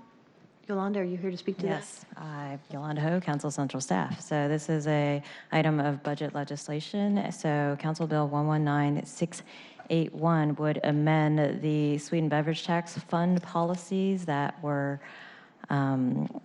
amended earlier this year. And so this would add an exemption from the prohibition against using sweet and beverage tax revenues to replace other funding sources in the case of existing program expenditures that were previously supported by non-city revenues, such as grants, gifts, and loans, and also would add an optional use of revenues to be held in fund balance up to $2 million for the sole purpose of supporting existing program expenditures when revenues decline below base program expenditure authority. The intent of these changes are to protect against future revenue declines and to encourage city departments to seek non-city funding, such as grants, to expand existing programs or create new programs that align with sweet and beverage tax financial policies. Thank you. Anybody want to speak to this? Just briefly, I think I appreciate this legislation. The discussion this past summer in dividing the plan was to prevent supplantation And I think we considered that really internal supplantation. Consider a program like FreshBucks that has received federal funding in the past, and we continue to want to expand that. If for some reason that federal funding went down, that could be interpreted that expanding that is just supplanting other money, and that's not, we don't want to prevent that from happening. Okay. All right. No further comments? We can continue to the next item. Office of the City Auditor. Okay, so this is item 63. I'm sorry, was there a indication of support? No, it's budget committee. Budget committee. It's not necessary. Okay. Very good. Apologies. Item 63 for the Office of the City Auditor. This is a proposal sponsored by Councilmember Bagshaw. It would add about $69,156 total to fund a 5% salary increase for the director and the auditors in the office. All but one of the auditors are funded through the general fund. Funding for the increase for the utilities auditor in the office would come from City Light and Seattle Public Utilities. Good.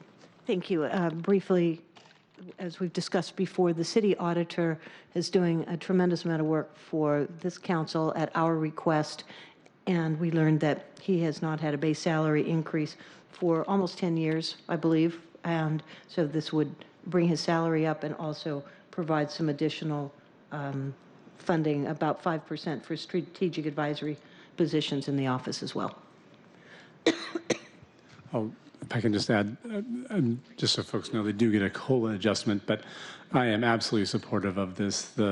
We rely so heavily on the auditor's office doing their work, and without them doing great work, we can't do great work here. Great. Thank you. Any other comments? Okay, those who would like to have their names added as a co-sponsor, raise your hand. All right, thank you very much. And I think we have the last two items are... I'm sorry, can I just say something real quick? Yeah, sure, go I ahead. want to thank, I believe this started out as the budget chair's ad as it relates specifically to one of the positions and has been increased to add some others. But I want to thank you in particular for adding language as it relates to performance of the people in that position, particularly as it relates to the city auditor. That is an independent office, and I think it's really important that when we're looking at our budget and including raises for that independent office, that we be very clear that it is based on their performance. Nice, and thank you for that language, and I want to tip my hat because that was your idea, Councilmember Herbold. Okay, we're good, and we can move forward to 64 and 65, and these are items the two of you will speak to, and we won't be voting on. Thank you, Madam Chair. Tom Mikesell, Council Central staff. So the next two items are unique on this afternoon's agenda because these, while the prior items all impacted the 2020 budget, these are actually impacting the 2019, so the current budget. Okay, so the first, BLG 1A1, is the recommendation to pass Council Bill 119667, which is the third quarter grant acceptance ordinance.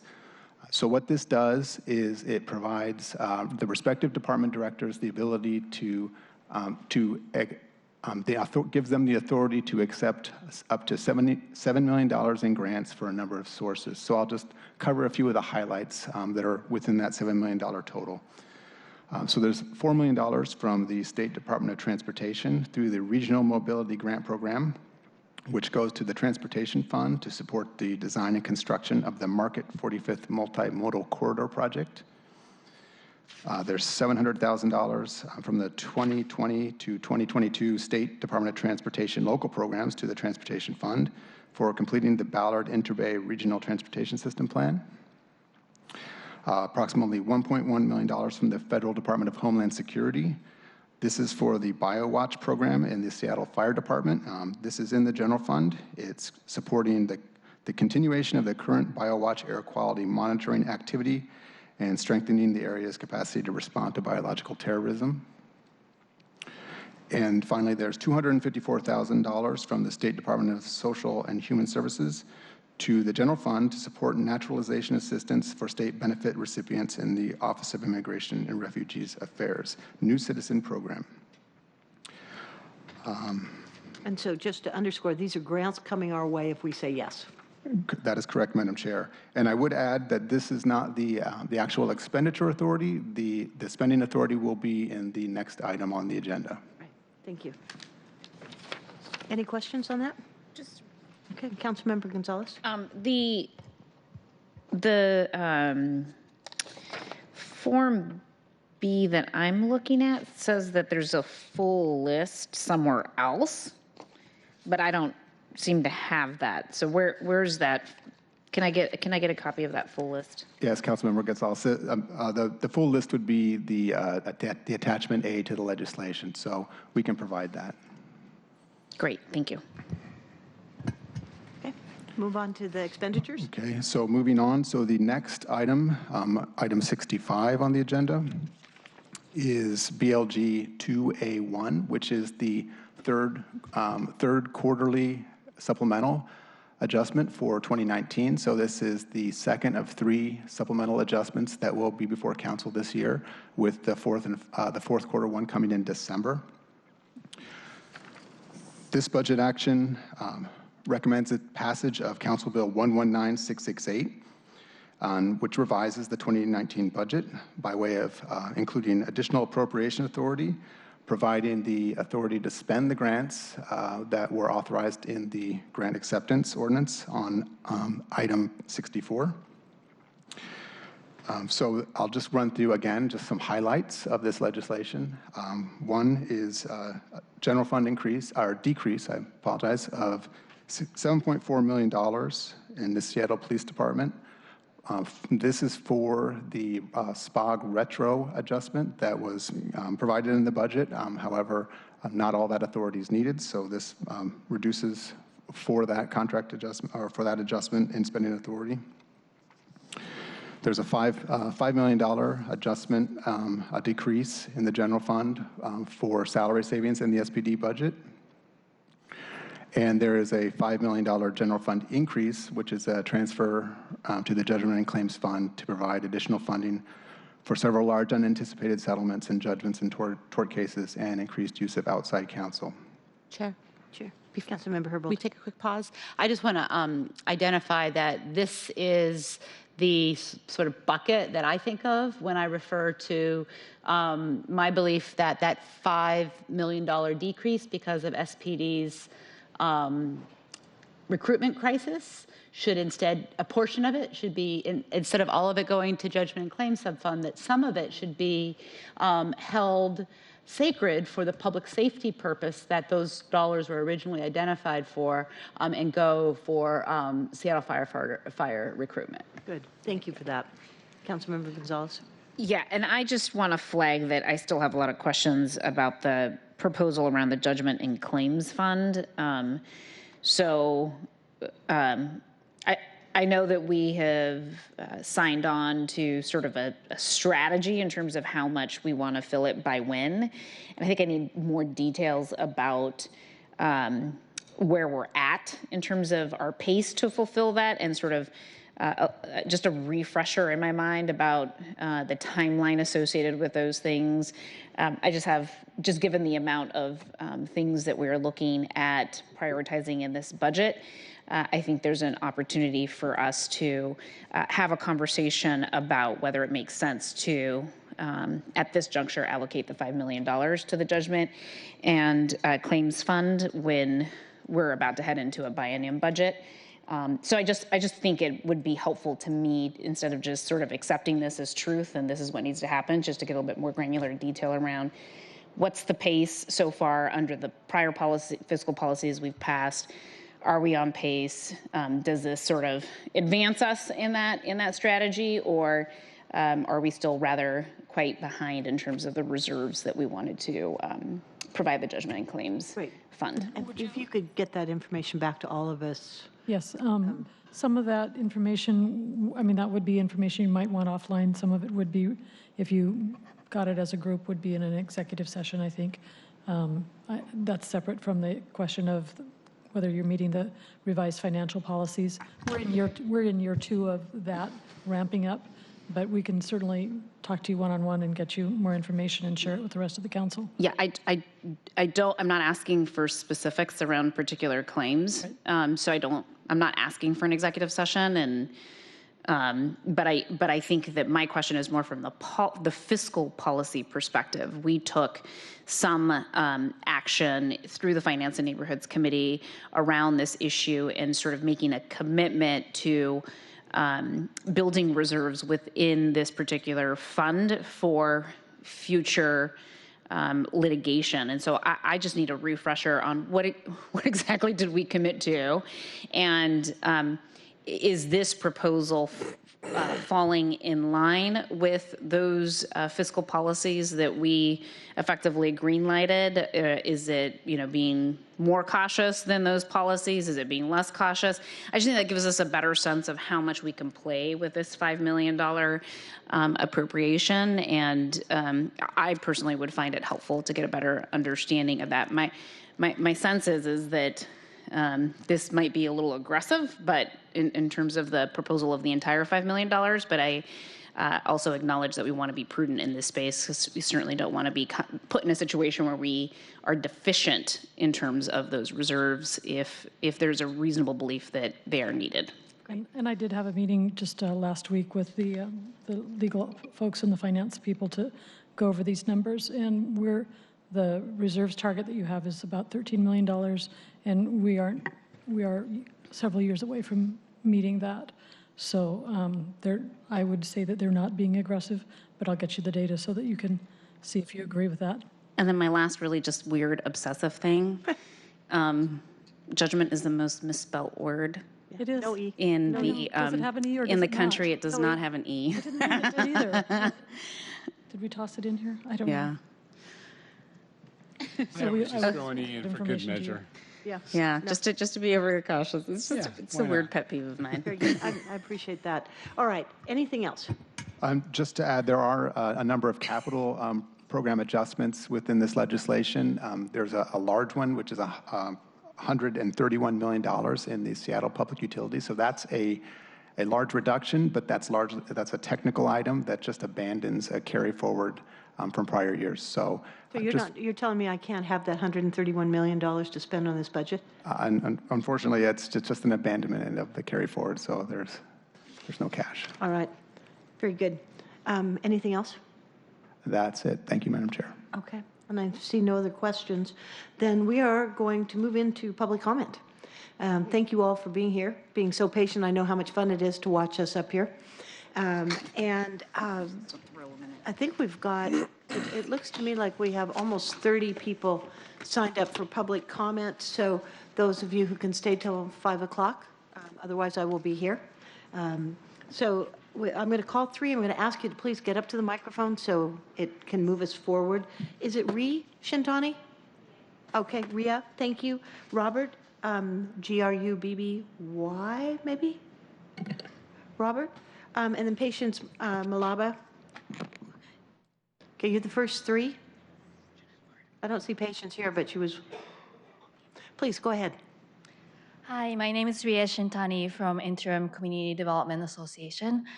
Interim CDA supports the proposed budget action to conduct EIS to expand, explore more diverse housing options in single-family zones as one way to begin to address racial and income disparities and create more equitable access to all of Seattle's neighborhoods. As EIS process moves forward, we urge the city to please take a people-centered approach to focus on preventing the displacement of the people and not solely rely on the number of units that's produced at various affordability levels to avoid unintended consequences. We also urge the city to pursue an equitable community engagement process that centers the voices of those most impacted by displacement, such as low-income immigrants and refugees, people of color, and other marginalized communities. Thank you. Thank you very much. Robert, Patience, do I not see, no Robert? Oh, Patience, you're here. Good, come on up. Mallory Van somebody. And then Calvin Jones. Good afternoon, Budget Chair and Council members. I know it's been a very long day, so I'm going to keep this very short. My name is Patience, and I'm with the Housing Development Consortium.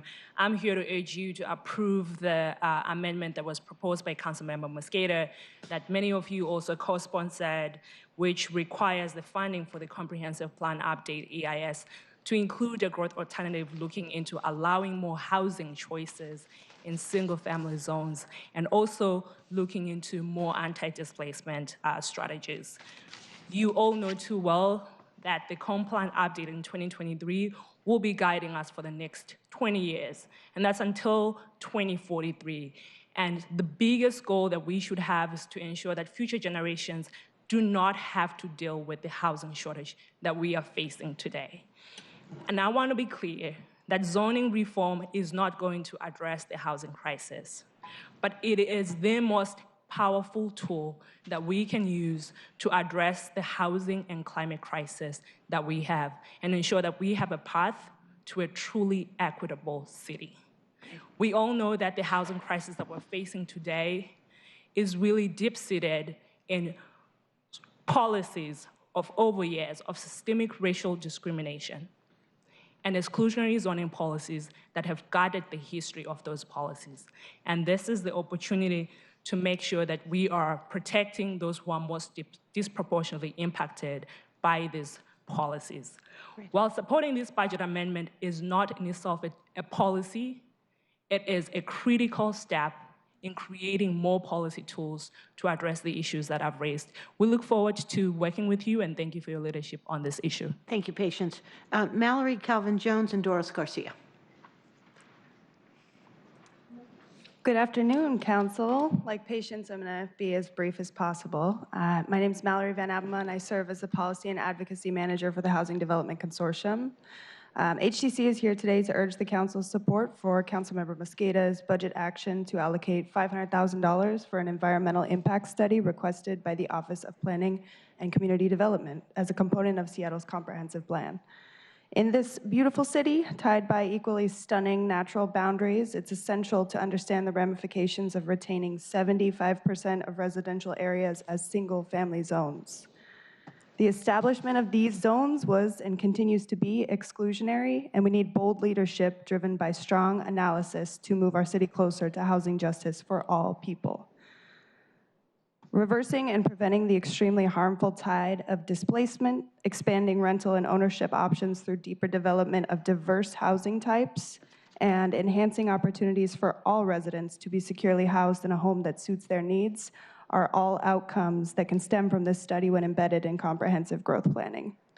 Approving this funding will create a long-term vision for a Seattle where communities can stay and/or develop roots and continue to thrive. We appreciate your leadership and your thoughtful consideration of this action, and we welcome opportunities to collaborate and see it through. Thank you, Mallory. Calvin Jones, Doris Garcia, and Josh. Do we have Calvin? Okay. Doris Garcia. After Doris, Josh, Linda Spain. I'll take this one. Hi, I'm Doris Garcia. I'm with Fair Work Center and work in Washington. I'm here on behalf of the organizations, but also in the workers. We want to support funding, extra funding for the Office of Labor Standards. They're doing an amazing job by funding a lot of programs like the ones that we have on different community organizations that we work together as a part of the grant support that we get from OLS. Also, I want to mention that thanks to the funding that OLS has, I was able to bring a worker in a timely issue, in a timely manner issue that she was experienced, and the investigators at the OLS were amazingly helpful for her. And if they didn't have this funding, this worker probably wouldn't have that help.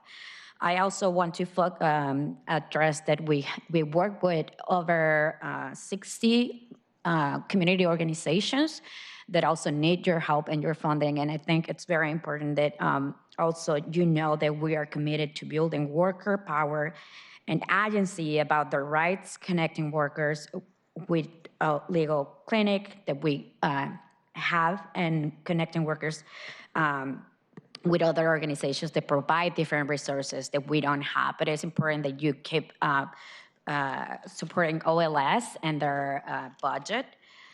We have, like I said, over 60 partners.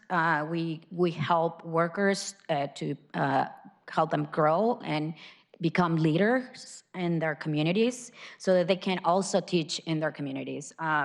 We had over 500 legal consultations, and also we give back $1 million in wages to workers. So it's very important that we have this funding from the OLS so that more workers are being helped. Good. Thank you, Doris. Thank you. Josh, Linda Spain, Caesar, and then Eliana. Good afternoon. Thanks for the opportunity to be here, council members. In addition to supporting additional outreach funding for OLS, just want to speak to a few other issues. A few other pro-worker budget items. We support the high road apprenticeship coordinator position, which you'll hear about tomorrow, OED-4-A-1. We just think it's important that whenever the city is investing in job training and workforce development programs, that we are connecting those folks with jobs that are living wage, have good benefits, and the ability for workers to have a voice on the job. We think public dollars need to support those excellent jobs. We also support, you're going to hear, there's a number of tax proposals related to the city's fair share proposal that we support. And in general, we support the city's efforts to raise standards for gig workers. We look forward to continuing to work with you on that in the future. We also, I wasn't able to watch yesterday's budget committee meetings, I'm really sorry to say. I'm sure they were amazing, but so I don't know where things stand on Councilmember Herbold's efforts to bolster outreach, education, and enforcement in the Office of Civil Rights, but just wanted to say that we strongly support bolstering the enforcement capacity and the outreach and education capacity of that agency. We always say our labor standards, our employment standards are only as strong as our ability to enforce them. The exact same thing holds true for all of our civil rights protections and laws. So, if that's something that's moving this year, we strongly support it. If it's not, we'd love to be a part of that conversation in the future. Finally, just want to take off my organizational hats and put on my parent of a young child hat and say that I strongly support the city building a child care center here in City Hall or somewhere in the Civic Center. The city can really lead by example here. We have a child care crisis. I pay twice as much as what it would cost to send my child to UW. So that just seems kind of out of whack. So thanks so much for the opportunity today. Bye. Thank you. And I don't know if you were teasing about yesterday. All the meetings were canceled yesterday. Oh, sorry. So you missed nothing. Literally, you missed nothing. I meant this morning, but yeah. Thank you. Linda, Caesar, and then Eliana. Good afternoon. Good afternoon. Thank you very much for having me here and listening to what I have to say. I have two, requesting your support for two proposals. The first one being item 21, which is the South Park Public Safety Coordinator. And that is something as a member of the South Park Task Force that was heavily recommended. Thank you for supporting it for the first year, and we are actually in our 15th month of this. It was meant to coordinate the community, to get resources out there, to get information out there, and for the community to actually make some decisions for themselves. This is a very proud community, and they feel geographically disenfranchised from the city of Seattle. For this to be supported again for another year would be tremendously important for this community. And thank you, Councilmember Herbold, for your support on this. It's vital to the community. The other one is for item 24, which has to do with Violence Prevention Initiative. And I think most of you are familiar with the Rainier Beach ABSP model, which is what we are using as a model, although it will be different because it is different communities, obviously. We're talking about a community that has a substantial student population, which is the Chief South High School and the Denny International Middle School, which is almost nearly 2,000 students. And we deal primarily as a community-led initiative. It's place-based, and we are looking at interventions that are non-arrest interventions. That's vitally important to this community. And this model works. And I think if you've heard of how it is, it's been well evaluated and well documented in the Rainier Beach area. Although, as I said, it's going to be different. The principles and the goals are the same. So I hope that you will support both of these initiatives. Thank you. Great. Thank you, Linda. Caesar here?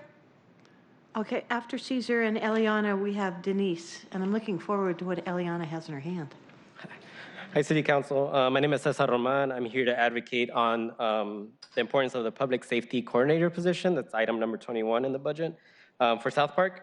There's currently a lot of work happening in South Park, whether it's environmental, housing, economic development, parks, both community-led and led by the city.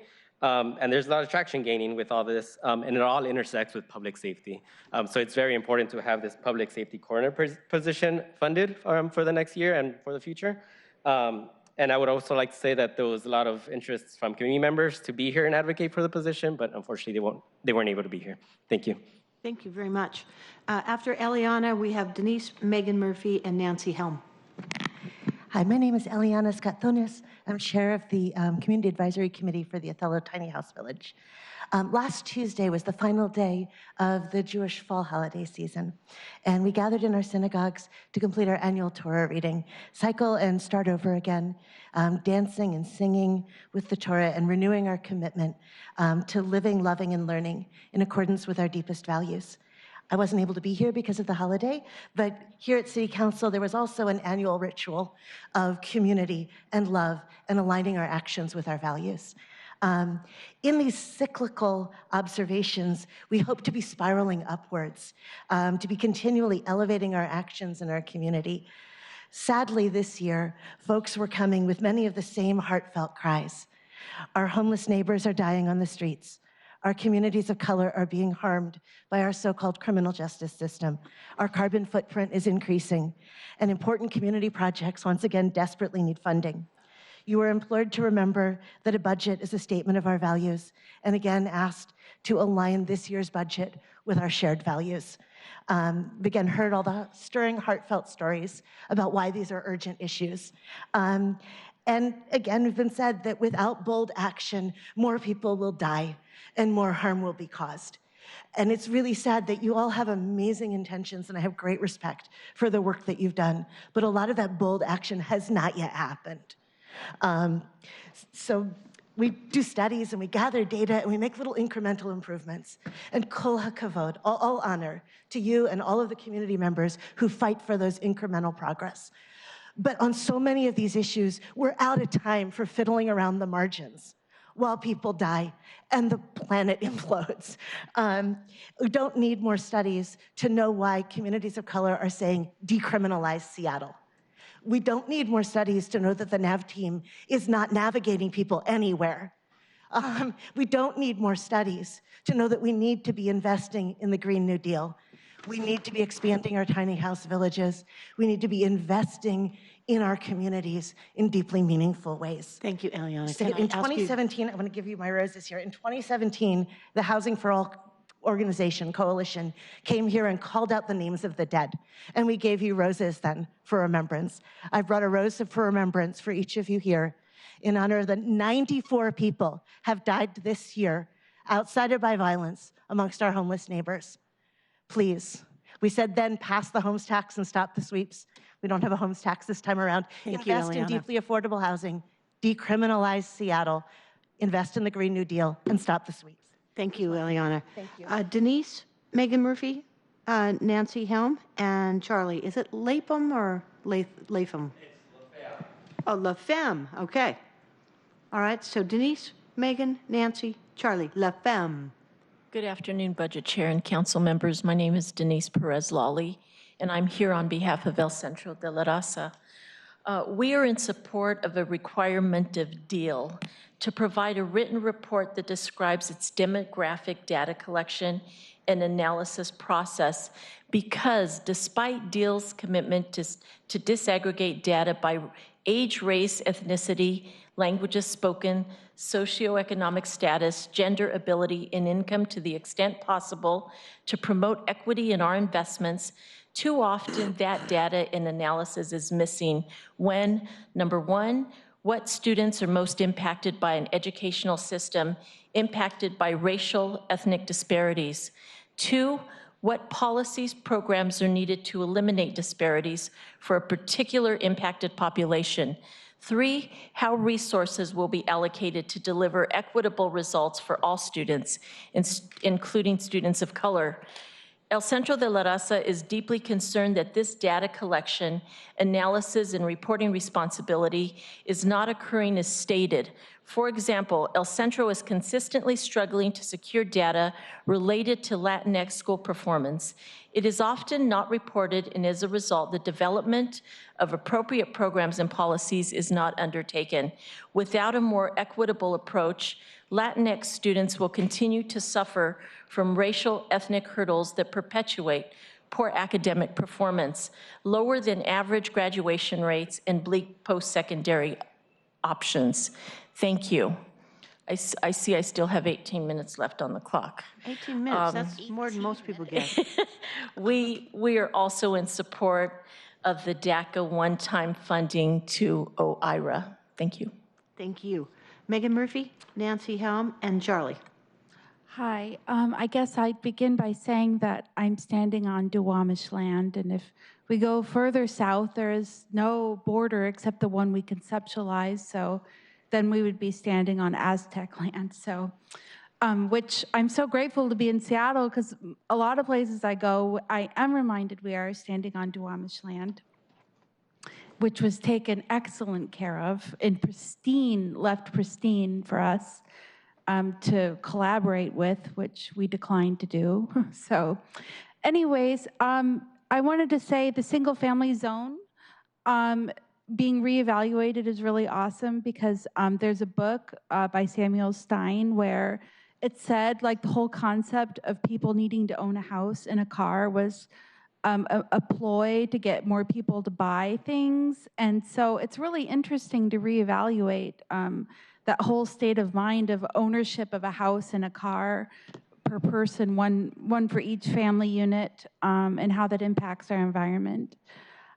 Second, I studied special ed, and so usually if you have students, you have a test and see where their needs are. So when I walk past DESC and I see people in front, I'm thinking that they still need special ed services, and they need more support. And I'm sure a lot of other people agree, which is why I think the West Wing is really awesome. And, instead of real estate becoming the next, hot market, why not human services? Why not use our minds to figure out a way to make that possible and communicate with people instead of, being worried about bioterrorism. And I think the P-patch is really awesome. When I lived in LA, they were outlawing it for Compton. And I think it's really a political statement to say that we should all have access to a P-patch, which is why I'm glad it's allowed here in Seattle. I feel like, it must be pretty safe here. Thank you. Thank you very much. Nancy, Charlie, and is it Nisma? Thank you. Go ahead, please. Good afternoon. I'm Nancy Helm from 350 Seattle. I'm here to speak in support of Councilmember Mosqueda's budget action requiring the city to produce an EIS studying land use in Seattle. We strongly support this opportunity to explore additional housing capacity and diversity in areas currently zoned exclusively for single-family houses. Seattle is long past the time when we can afford to reserve 75% of our residential land for single-family houses. Our city faces an unprecedented population growth and affordability crisis, and our planet faces an existential climate crisis. We have no hope of solving these problems unless we get serious about increasing housing capacity and diversity throughout our city. We need a city where people of all ages and abilities can move around using excellent transit, bicycles, their feet and other non-motor vehicle options. And we need a city where people, regardless of income, can access excellent parks, schools, and public amenities. Zoning reform alone won't achieve these goals, but it is an essential step toward creating an equitable and climate resilient city. Thank you. Thank you for being here, Nancy. Charlie, Nisma, and then Keith Weir. Hi. Is this one on or this one? Oh, okay. Hi, my name is Charlie LaFamme. I'm with the King County Labor Council and the 150 unions that we represent, speaking in support of the budget item that Councilmember Mosqueda has put forward that would study looking at putting more ways that we could put more housing options all across Seattle. The reason that this matters to unions is because unions are really, really worried about the future, about their members of the future being able to live in and near where they work. And, you know, like so many people have said, this is a crisis. It's a crisis that we need to take bold steps to solve. And looking at single-family zoning is the bold step that we need to take to make this city more affordable for future generations. And so we are strongly in support of this, strongly in support of looking at how we can make sure that more people have access to living in this city, near transit, near where they work. Thank you. Thank you.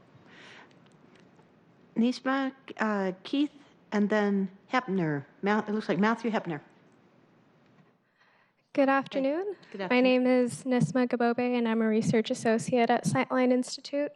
I'm here to support Councilmember Mosqueda's budget proviso to allocate funding for an environmental impact study on the addition of middle housing options in single-family zones and exploring anti-displacement strategies to ensure low-income residents can stay in their homes. As others have said, 3/4 of residential land in Seattle is reserved for expensive single detached houses that are financially out of reach for many families. This is a product of zoning laws originally enacted to segregate our neighborhoods by class and race.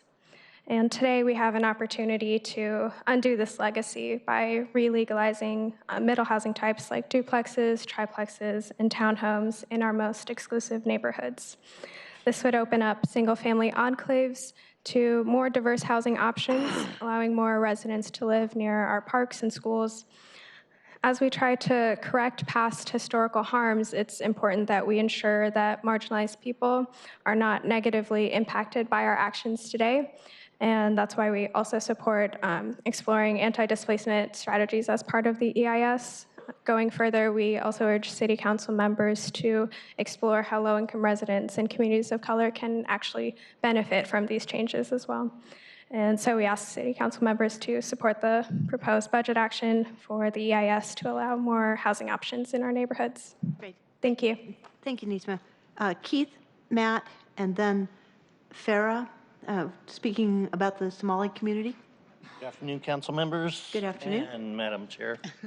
Keith Weir, here representing not only IBEW 46 electricians, but also the new and PACE pre-apprenticeship training programs. As I came in to comment on Councilmember Mosqueda's ad, the other pieces in here obviously as well. Councilmember O'Brien with 46 there with OSE and the High Road Standard Agreement, spent many, many, many, many hours of my life down in the basement helping craft that High Road Agreement and whatever we could do to implement standards in place to ensure better outcomes and holding people accountable for projects that the city is involved in is great. Obviously also childcare. I'm jumping in on that piece too. As a construction worker, I have my members. We start at 6 a.m. They got to get kids to childcare. So anytime we're talking helping folks gain access to that is a great thing. So speaking mainly in support today for the SDCI ad, and I'm going to be lazy and just read. Licensing is critical to maintaining a safe built environment. For-profit multi-story towers, as well as low and affordable income, single multifamily housing are all responsible and need to have responsible contractors, licensed contractors. It was noted earlier the lack of inspectors for the state, for the ECOR team, all right? We have one for all of King County. All of King County, just imagine all the construction in Seattle, as was mentioned, so we need to keep an eye on these folks. One instance that I've iterated to council and your staff resulted in $171,000 in fines. This was from a contractor not complying with state law and mandated state apprenticeship training ratios. Makes it very easy. A person can go out and see a green license means you're a journeyman, red tag on your license means you're an apprentice, and you should have, if you've got 30 workers, ideally it should be 15 green tags, 15 red tags, not 3 green tags and 17, 18, 19 red tags. Not only is that not in compliance with that training standard, but the way I view it is, I know we have the Office of Labor Standards, and we have wage theft that we got on the books. I view this as career theft, in essence, because those folks may be misclassified. If they're not a state registered apprentice, those hours they're working under that contract are not counting towards the ability to gain a state license and sit their exam.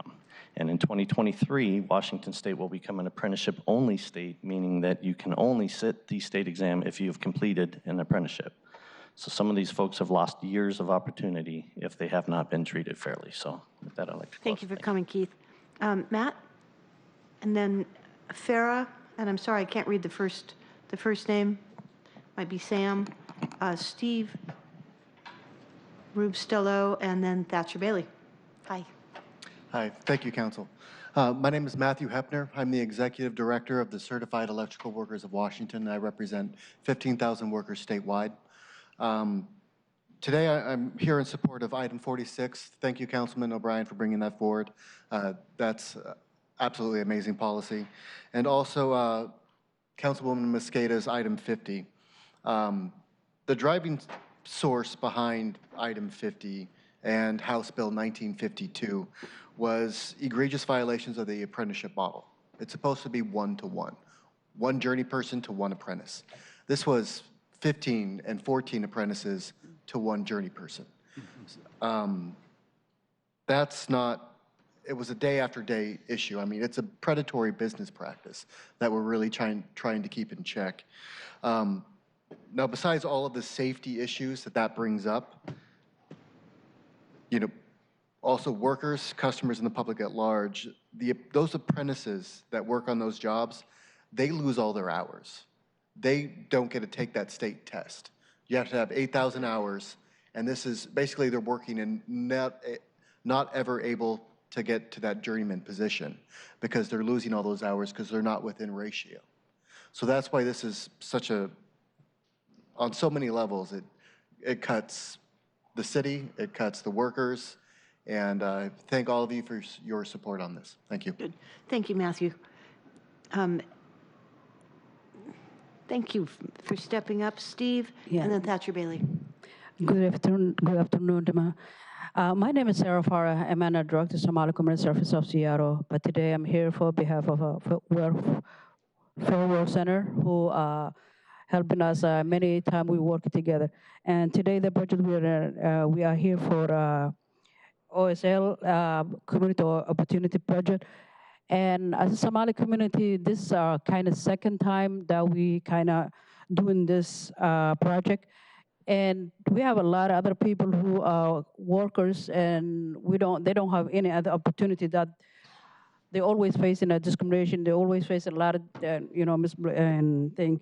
But at this time, we get an opportunity that organization who reach in a grassroots organization who bring it together, work it together, and educate those people who don't speak the language or who don't know the system or who facing a lot of discrimination or losing their jobs.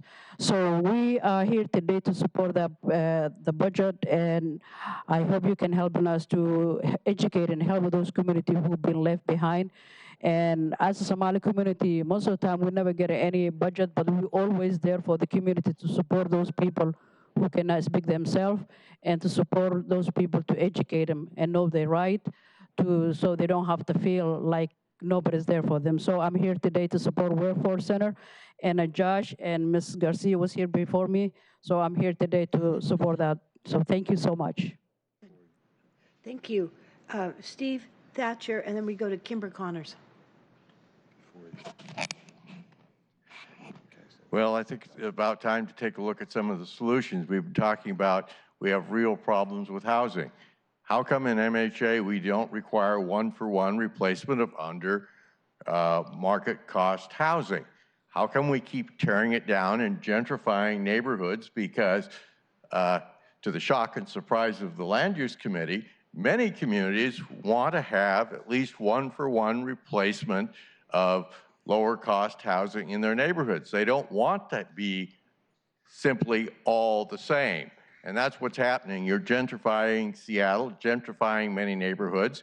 If you had one-for-one on the housing, that would help. The other thing is the goal was 50% taking the buyout and 50% putting the lower cost housing in the neighborhood. It's not happening. So let's raise those costs. That'll be more money for subsidized below market housing. And let's do something. Let's just not keep saying how much you support keeping Seattle diverse while every action you take goes the other way. Let's take a look at your oil tax. Now, most people are not putting in oil furnaces. I hate to tell you this. It's kind of economic. And who are the people who have them left? Generally, older people who are not on a 50-year plan. When they eventually sell the house, guess what? Normally, it's going to be pulled out, and you're going to put something more efficient in anyway. So just like the sugar tax, you're going after the people who are probably least able to afford it. And on childcare, since I only have 2 minutes, let's just take a look at how about making it available to the people in the city who make the least amount of money instead of to those that are the most powerful and to the leadership of the city. Let's make childcare from bottom up, not top down. Thatcher, Kimber, Magdalena, and then Bishpal. Hi. Hey, thank you, Chairperson Bagshaw, for leading this budget process, and thank you so much to all of you for being so attentive and thoughtful through what can often feel like a grueling process, but I hope is one of the most fun things you do for the city, because it is a great service to listen so attentively and thoughtfully. I'm here particularly to thank Councilmember Herbold for her support of $125,000 to help build a little access ramp into the Concord Elementary School in South Park. Not a very sexy project, but part of a larger endeavor that I'm Thatcher Bailey with Seattle Parks Foundation. The Parks Foundation is working with the PTA to kind of enhance many aspects of the school experience. We've been able to raise a lot of private money to make this happen, but of course, an access ramp replacing a slippery, muddy slope that gets you into the school is not something that the private sector feels is priority for them to support, and it seems fantastic that the public sector is stepping up to try to make that happen. So thank you, Council Member, to you and to your extraordinary staff for getting this on the budget. I hope you all raised your hand when she brought up the item. Thank you, good luck. Thanks a lot, Thatcher. Kimber, Magdalena, Bish, Jody, do we have another sheet there?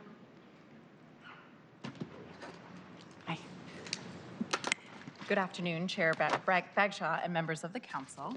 I'm Kimber Connors. I'm the Executive Director for the Washington State Opportunity Scholarship, here to speak in support of the Statement of Legislative Intent encouraging the city to participate in the Municipal Matching Program for WSOS. Since 2012, WSOS has provided scholarships to low and middle income students pursuing degrees, certificates, and apprenticeships in high-demand trade, healthcare, and STEM fields. Our unique scholarship program couples financial aid with student support services so we can connect our state's leading industries with top Washington talent. We reduce barriers to education and training and launch scholars into the industry our economy needs. In the Seattle-King County region, 95% of entry-level job openings paying a family wage require some type of credential after high school. Across the state, an estimated 76% of family wage jobs will require some kind of credential in the next 5 years. Yet just 20% of students from historically underrepresented populations are on track to earn that credential. WSOS has a proven ability to break the cycle of intergenerational poverty and close opportunity gaps. More than 2/3 of our scholars are women, first-generation college students, and students of color. According to a recent state audit, WSOS alumni graduate with less debt, are employed at higher rates, and earn more than their peers. In 2019, the legislature expanded our innovative scholarship model. Now, cities can invest in WSOS and receive dollar-for-dollar state matching funds, which will be used to support students specifically within the community of the city. Seattle has an opportunity to be the first municipality to partner with WSOS. As partners, we can further Seattle's commitment to post-secondary education and training and help your students get through college and launch a family wage career. Seattle can be a role model for others across the state to see how strong partnership can support both student success and workforce development. Thank you for considering. Thank you for coming, Kimber. Magdalena Bish, and then we have one Martin Westerman on the 4th page. Please, go ahead. Good afternoon, council members. I'm here in support of Council Member Pacheco's item 13, funding for DACA and TPS application scholarship. My name is Magdalena Fonseca, and I am the director and director of the Samuel E. Kelly Ethnic Cultural Center at the University of Washington and co-founder for the first undocumented student program called Leadership Without Borders in higher education in the Pacific Northwest. This funding is crucial for the success of our DACA recipients and their families. And as a representative of Leadership Without Borders, I've had the privilege of working with and for undocumented students and for the last 18 years, and it has not been easy. As time has passed and laws have changed, nothing has made more of an impact on our undocumented community as the ability to work. Many times we only hear about the high-achieving students, but what about those who simply want to be able to provide to for their families? In my day-to-day work, I see firsthand the multiple barriers these young people face. From navigating a hostile campus climate to fearing their parents will not be there when they come home and not being able to close the gap to pay for college. This fall, I have already seen the negative impacts those students attending their dream school, only to know that without DACA, they may have to look for alternative ways to work. Those with DACA can only hope that it will still exist when they graduate. It is imperative we as educators, professionals, and those with privilege and power to do our part to support in any way that we can. And you as council members have the responsibility in investing in our communities, including the undocumented community. I urge you to invest in their future and that of their family for our collective community. With this funding, you are making a commitment to changing the lives of young people and telling those with DACA that you are committed to their well-being and that of their families, and therefore changing the trajectory for generations to come. Thank you. Thank you, Magdalena. Bish, Paul, is there a Bish? Here? Oh, very good, thank you. And then Martin Westerman? Do I see a Martin Westerman? Yeah. Okay, thanks. Please, go ahead. Awesome. Good afternoon, good afternoon, Chair and Council members. First off, thank you for the time, and also thank you for your service. My name is Dr. Bish Paul. I am the Policy Director for Washington STEM, and we are here to support the WSOS Municipality Match Program. A little bit about us. Washington STEM is a statewide nonprofit that advances excellence in innovation and equity in science, technology, engineering, and math education for all Washington students, especially those furthest from opportunity. We are here to urge the Seattle City Council to participate in the WSOS Municipality Match Program and help students gain access to financial aid. We usually take positions on statewide matters, but we felt that this is very important, and this is a chance for the city of Seattle to lead the state. So this is my first time at City Hall. I usually am down in Olympia, but we thought that this was very important and it needed our support. A little bit more about us. As a statewide organization, we work in 3 ways. 1, we partner with regional STEM networks across the state. 2, we provide direct support through data and measurement. And 3, we advocate for equitable solutions. And that is why we're here advocating for something that we believe is an equitable solution, the WSOS Municipality Match Program. As you heard before, through our work on data and measurement, we found that currently in King County, in the Seattle-King County region, 95% of the annual entry-level job openings that pay a family wage require some kind of credential. Again, that number is 95%. Hence, it is extremely important that we help students find a way to attain these credentials. The Washington State Opportunity Scholarship Program is one pathway that can help these students furthest from opportunity to attain these credentials. Again, thank you for your time and service, and hope you can support this. Great. Thank you, Dr. Paul, for coming, and you're welcome in City Hall anytime. Drive up from Olympia and join us. Martin Westerman? Before I start, state manufacturer benefits, I'm not sure whose it is. Okay, thank you for that. If it was under that chair right there, that's where Thatcher was, I can take it. Okay, thank you. Memorial chair. Honorary chair, since he's still with us. Right, chair.